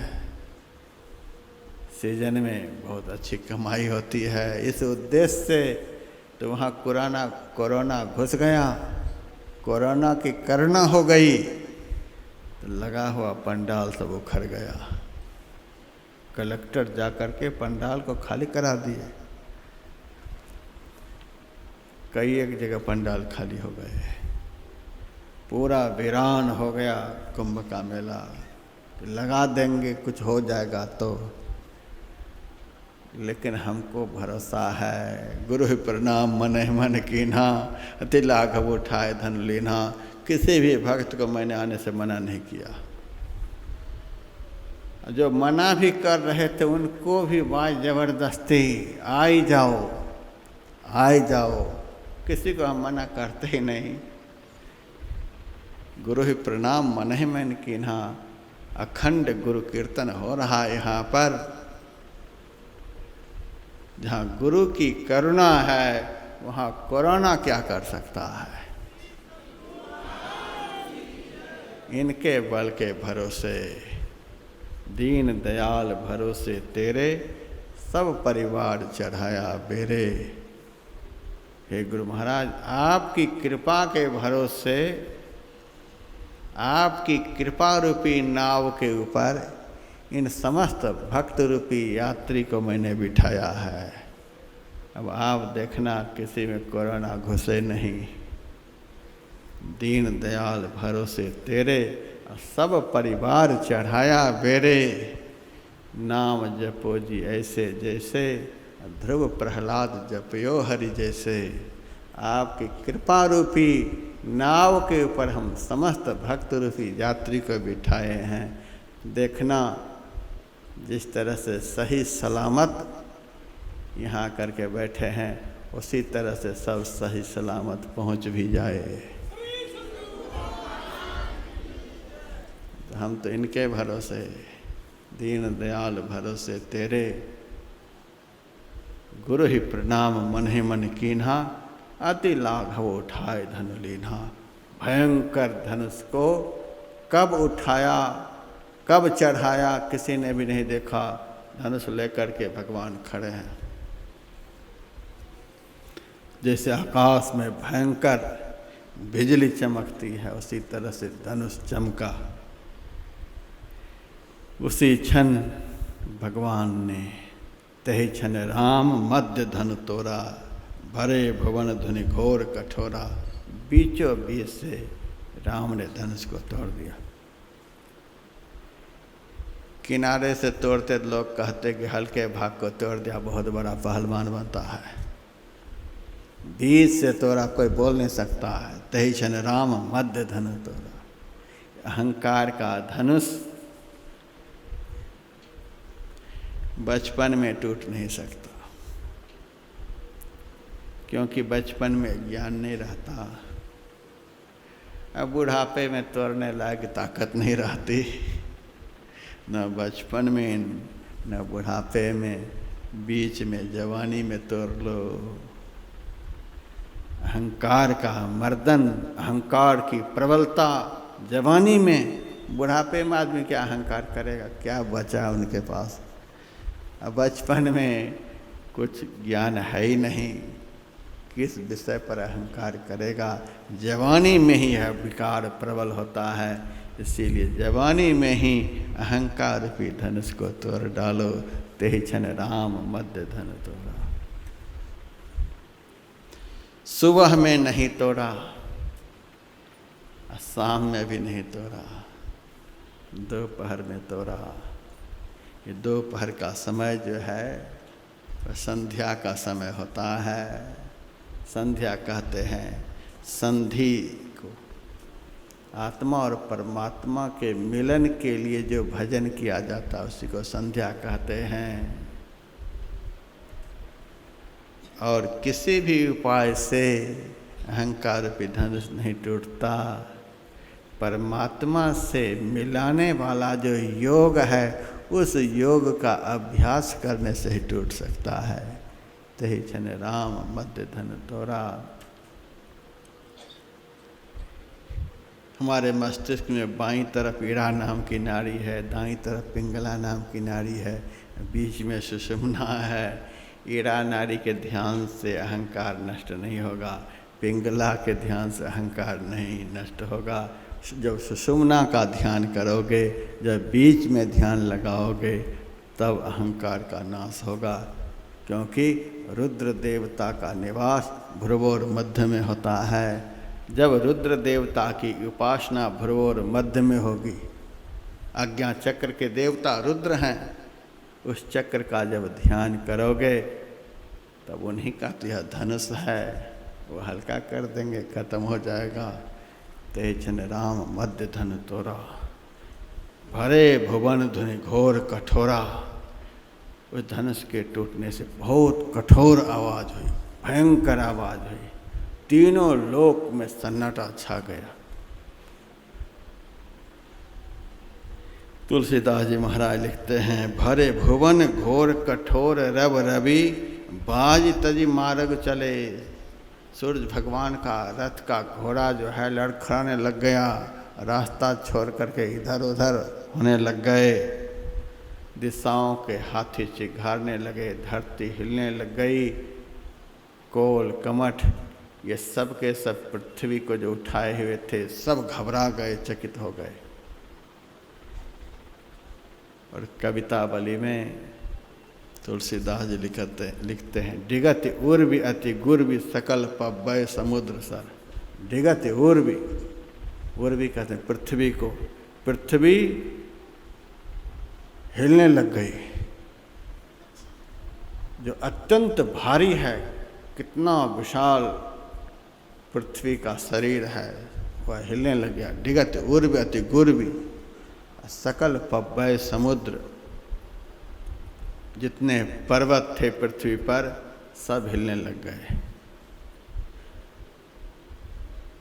सारे जलाशय के जल खोलने लग गए। ब्याल बधिर तहिकाल सकल दिक्पाल चराचर, शेष नाग बहरे हो गए।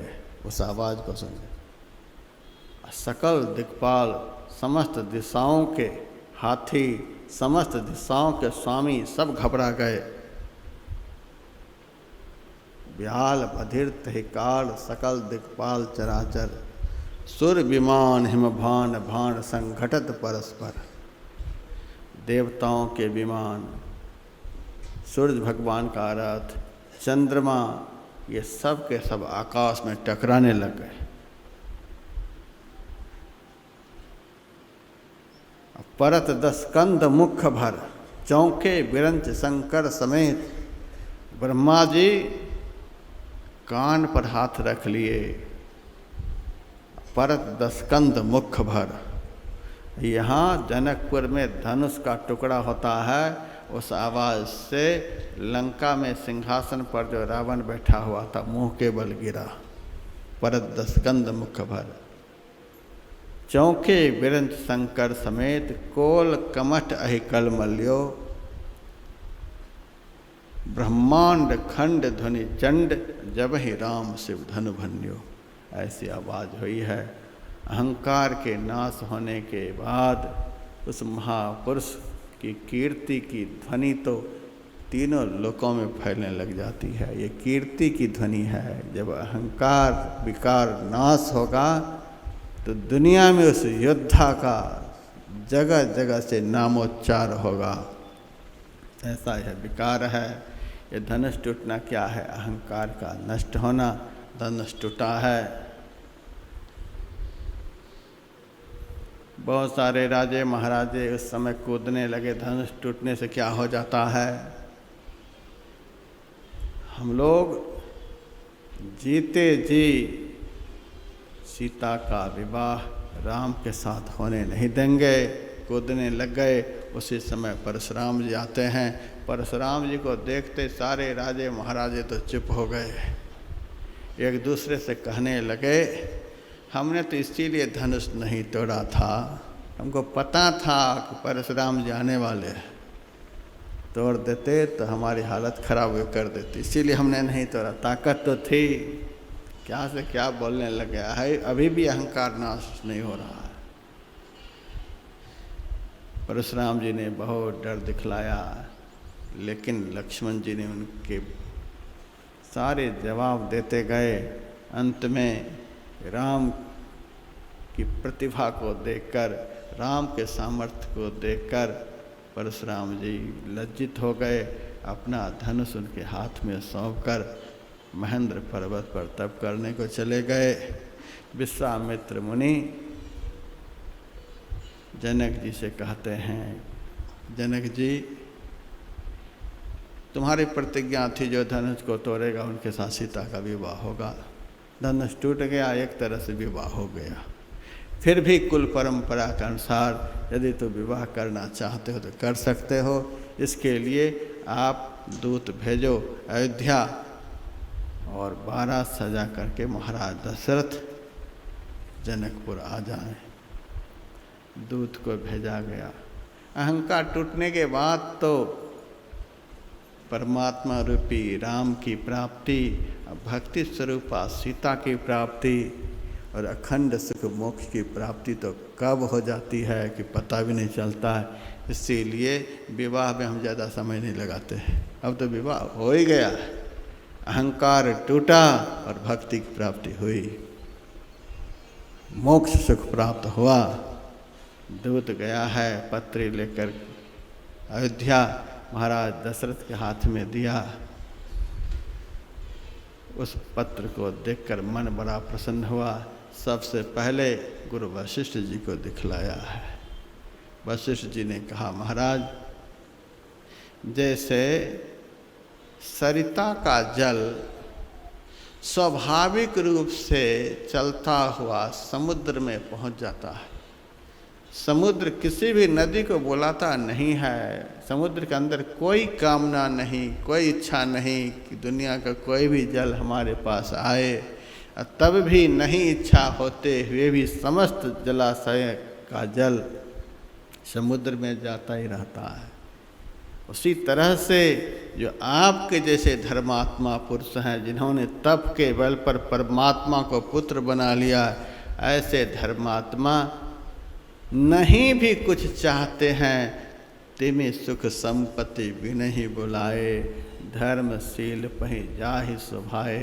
बिना बुलाए ही धर्मशील महापुरुष के पास सुख पहुँचता है, संपत्ति पहुँचती है, सब पहुँचता है बिना बुलाए, बिना चाहना के। धर्मशीलता का जीवन में अभाव है तो गली गली में, नगर नगर में, शहर शहर में रसीद लेकर के घूमते रहो, फिर भी जितना चाहते हो उतना नहीं मिल पाएगा। घूमते रहो पैसे के लिए, प्रतिष्ठा के लिए, जस के लिए, कीर्ति के लिए। धर्मशीलता को धारण नहीं करना चाहता है और शारीरिक श्रम के द्वारा मनोरथ की सिद्धि चाहता है, कभी संभव नहीं। महाराज आप धर्मशील हो, इसीलिए आपके जीवन में अनायास ही ये सुख के दिन देखने को मिल रहे हैं। चलो महाराज बारात सजाओ। भरत जी को पत्र दिखलाया, तुम्हारे बड़े भाई से संबंधित यह पत्र है, अब तैयारी करो। भरत जी वह पत्र माँ सबको दिखलाते हैं। सारी तैयारियां हुई। अयोध्या की रानियां मंगल गीत गाती हैं, आरती उतारती हैं। भरत जी सारी तैयारी करके बारात लेकर के चलते हैं। सबसे आगे के रथ पर गुरु जी को दशरथ जी बिठाते हैं, जिनकी कृपा से राम प्राप्त हुए। नहीं तो आजकल तो काम बना और गुरु पीछे चला आगे। लेकिन देखिए गुरु के प्रति क्या कृतज्ञता का भाव है। सबसे आगे के रथ पर गुरु वशिष्ठ जी को बिठाया है, फिर मुनि मंडली को बिठाया है, श्रेष्ठ ब्राह्मणों को बिठाया है। भगवान राम कहते हैं, विप्र प्रसादात् धरणी धरोहम, विप्र प्रसादात् कमलावरोहम, विप्र प्रसादात् जिताजितोहम, विप्र प्रसादात् मम राम नामम।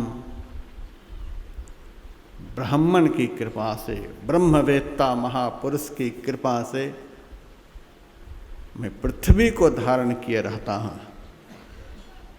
ब्रह्मवेत्ता, ब्रह्मज्ञानी ब्राह्मण की कृपा से, उनकी दया से मैं लक्ष्मी का स्वामी कहलाता हूँ। ब्रह्मज्ञानी ब्रह्मवेत्ता ब्राह्मण की दया से जिस रावण को कोई नहीं जीत सकता उसको मैंने जीत लिया है। और ऐसे ब्रह्मज्ञानी ब्रह्मवेत्ता ब्राह्मण की करुणा से दुनिया के लोग मुझे राम कहते हैं, मम राम नामम। ऐसे ब्रह्मवेत्ता पुरुष को आगे के रथ पर बिठाया और सबसे पीछे के रथ पर दशरथ जी बैठे हैं। गुरु को प्रणाम करते हैं और कहते महाराज आपकी आज्ञा हो तो रथ को आगे बढ़ाया जाए।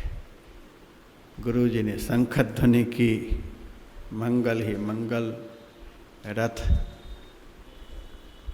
पालकी जितने संसाधन से बारात सब चल रहे थे सब पहुंच गए जनकपुर। 6 महीने तक बारात रही है। इतने दिनों तक तो बारात कहीं रहती नहीं। अब तो पता ही नहीं चलता है कब गए कब आए। पहले तो रात में शादी होती थी। हम लोगों ने देखा है पति पत्नी को ध्रुव तारा दिखलाया जाता है, अरुंधति का दर्शन आकाश में कराया जाता है। अब दिन में किसको देखेगा? इसीलिए सौभाग्य की तो कोई बात ही नहीं रह गई है। अरुंधति का तो दर्शन ही नहीं हुआ, पतिव्रता का दर्शन ही नहीं तो पातिव्रत धर्म टिके कहाँ? इतने बड़े सदगुरु जो वशिष्ठ के रूप में अरुंधति के बगल में आसमान में हैं, सदगुरु का दर्शन ही नहीं तो सद्ज्ञान मिलेगा जीवन में कहाँ से? बारात कब जाती है कब आती है पता नहीं। लेकिन देखिए यहाँ सीता जी की शादी में 6 महीने तक बारात रही है। शुभ मुहूर्त आया है, मंडप पर सीता राम विराजे हैं। काम देवता सबसे सुंदर। ब्रह्मा जी ने देखा कि बहुत देवी देवता की सृष्टि मैंने की, एक ऐसा देव बनाओ जो सबसे सुंदर हो। उस देवता का नाम है काम देवता। काम देवता जब अयोध्या गए हैं तो अयोध्या सोनी की सोनी है। स्वर्ग में गए, स्वर्ग सोना। बृहस्पति जी से पूछा कि सब देवता गए कहाँ? अयोध्या भी सोनी, स्वर्ग भी सोना, गए कहाँ? बृहस्पति जी ने कहा सब गए हैं राम जी की शादी में। राम जी की शादी में स्वर्ग के देवी देवता चले गए। राम तो मनुष्य हैं, सीता मनुष्य की बेटी। कि मनुष्य की शादी देखने के लिए जो सबसे सुंदर देवता होते हैं वे गए हैं। बृहस्पति जी ने कहा काम तुमको अपनी सुंदरता का बड़ा अभिमान है, एक बार राम को देख लोगे तो हौसला पस्त हो जाएगा। जाओ राम कैसा है जनकपुर में दिखलाई देगा। तो काम देवता आया है जनकपुर। उसी वक्त राम घोड़े पर सवार होकर विवाह मंडप की तरफ आगे बढ़ रहे हैं। राम को देखते ही काम इतना लज्जित हुआ। हम इनको मनुष्य कह रहे थे। राम काम सतकोटि सुभग तनु, 100 करोड़ काम की सुंदरता भी राम की सुंदरता के सामने फीके हैं। ऐसे राम सुंदर हैं। मैं इनको मनुष्य कहता था, शर्म के मारे अब जाऊं कहाँ? कहाँ जाऊं? अब मैं क्या बन करके छिपूं? तो राम जिस घोड़े पर सवार थे उसी घोड़े के पूंछ में जाकर के छिप गया। अहंकार काम देवता का नष्ट हो गया। मंडप पर गए हैं। शुभ मुहूर्त में गुरुओं के द्वारा महापुरुषों के द्वारा सीताराम का पाणि ग्रहण हुआ है। ये सीताराम का विवाह क्या है? बार बार मैं बतला रहा हूँ। और राम ज्ञान है, साक्षात ज्ञान के स्वरूप राम। और सीता साक्षात भक्ति स्वरूपा। ज्ञान और भक्ति का मिलन, यही सीताराम का विवाह है। यथार्थ में वही ज्ञान आनंद प्रद है जिस ज्ञान के साथ भक्ति का समावेश है। वही भक्ति कल्याणकारिणी है जो भक्ति ज्ञानमयी है, ज्ञान भक्ति का संयोग। यही सीताराम का विवाह है।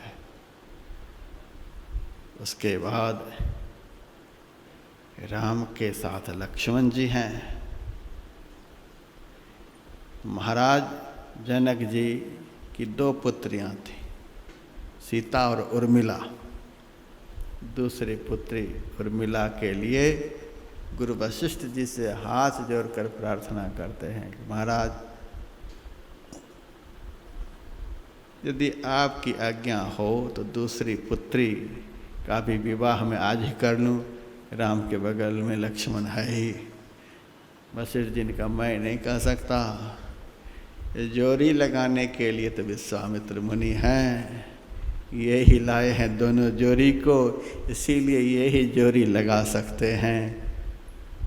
विश्वामित्र मुनि सद्गुरु हैं, आत्मा परमात्मा की जोड़ी तो यही लगा सकते हैं और कोई लगा नहीं सकते।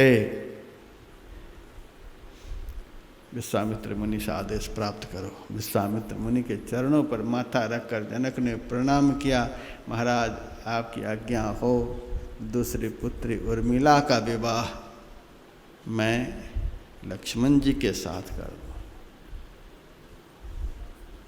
विश्वामित्र मुनि ने कहा अच्छा, आपकी इच्छा है आप करो। लक्ष्मण जी साक्षात वैराग्य के स्वरूप हैं। और उर्मिला क्या है? उर्मिला है अनासक्ति। उर्मिला अनासक्ति और लक्ष्मण जी वैराग्य। वैराग्य हो, घर छोड़ करके निकल गए लेकिन घर की आसक्ति नहीं गई। तो आसक्ति को रखकर जो त्याग होता है वह त्याग टिकाऊ नहीं होता है। थोड़े दिन के बाद भोगी से भी ज़्यादा भोग का संसाधन वह जुटाने लग जाता है। त्याग के साथ, वैराग्य के साथ अनासक्ति का संयोग होना चाहिए।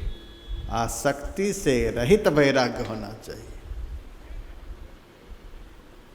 अनासक्ति उर्मिला है और लक्ष्मण वैराग्य हैं। राम बन जाने लगे तो सीता जी नहीं छोड़ी राम को, लेकिन लक्ष्मण जब जाने लगे तो उर्मिला घर के खंभे से छिप गई।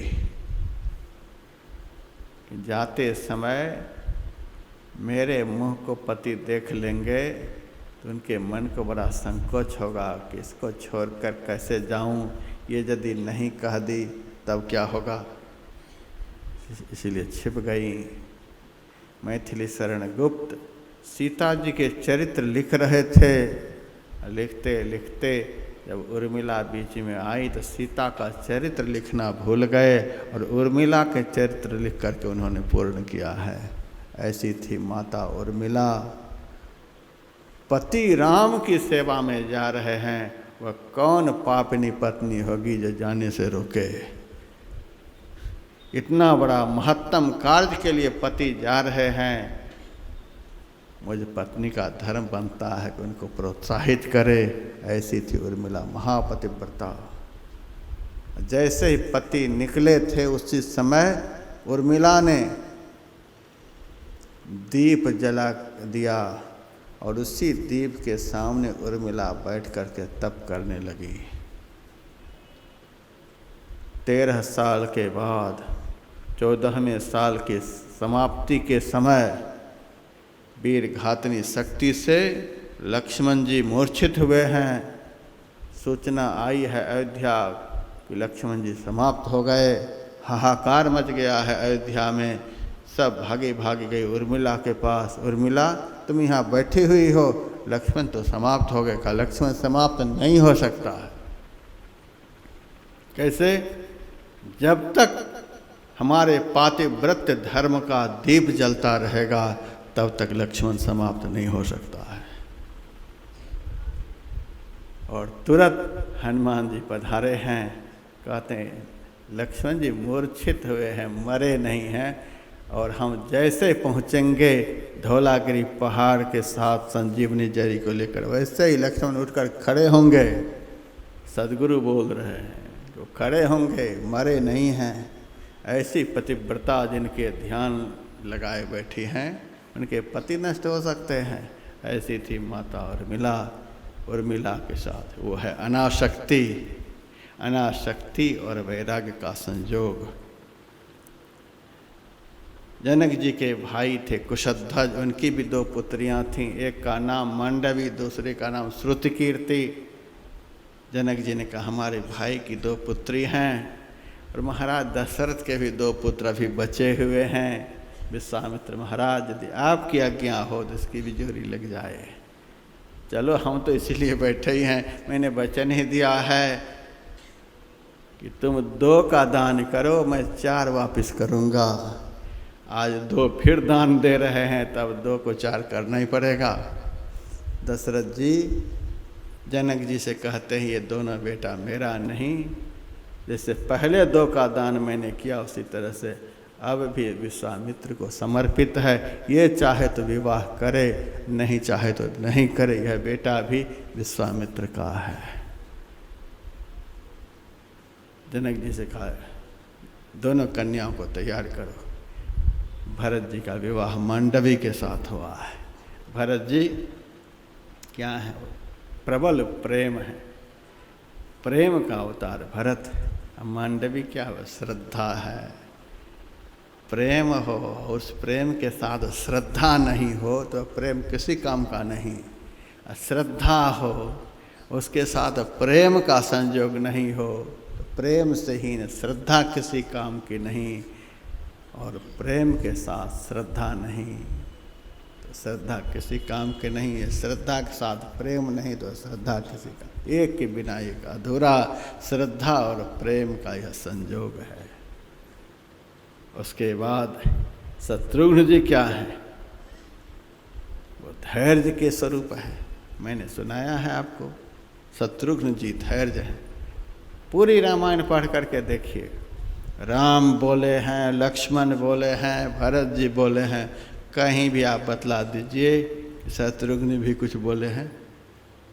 एक बार भी शत्रुघ्न के बोलने की बात ही नहीं है। तुलसीदास के रामायण में शत्रुघ्न कहीं बोले ही नहीं। धैर्य वही है जो केवल काम करता है, बोलता नहीं है। महाराज 20 साल से भजन कर रहे हैं, कहाँ कुछ मिल रहा है? 30 साल से ध्यान लगा रहे हैं, कहाँ कुछ दिखा है? धैर्य के साथ भजन करने वाला बोलता नहीं है, फल तो उनके चरणों को चूमता है। धैर्य शत्रुघ्न जी हैं। शत्रुघ्न का विवाह श्रुति कीर्ति से। श्रुति कीर्ति क्या है? वह उपासना है। धैर्य और उपासना का संयोग। धैर्य के साथ उपासना करो, फल की प्राप्ति के लिए बहुत जल्दी मत करो। माँ फलेषु कदाचन, कृष्ण का वचन है। कर्म करो, फल की इच्छा नहीं। माँ फलेषु कदाचन, फल तो मेरे हाथ में है, फल देने वाला तो मैं हूँ। तुम्हारे में कहाँ ताकत के अपने से फल तोड़ लोगे? तुम तो करते जाओ, धैर्य के साथ करते जाओ, धैर्य के साथ उपासना करते जाओ, फल तो मैं दूंगा। यह धैर्य और उपासना का संयोग, यही शत्रुघ्न और श्रुति कीर्ति का विवाह है। सबका विवाह होता है। जनक जी से आदेश राम लेते हैं और बारात वहाँ से वापस अयोध्या आती है। जहाँ प्रेम है, ज्ञान है, वैराग्य है, धैर्य है, श्रद्धा है, उपासना है, अनासक्ति है, भक्ति है, वहाँ आनंद नहीं तो कहाँ आनंद होगा? अयोध्या में आनंद का बधावा बज रहा है। हम अपने जीवन रूपी अयोध्या में यदि आनंद का बधावा बजाना चाहते हैं तो इस प्रकार का संयोग अहंकार रूपी धनुष को तोड़कर प्राप्त करें। यही इस कथा का सार है।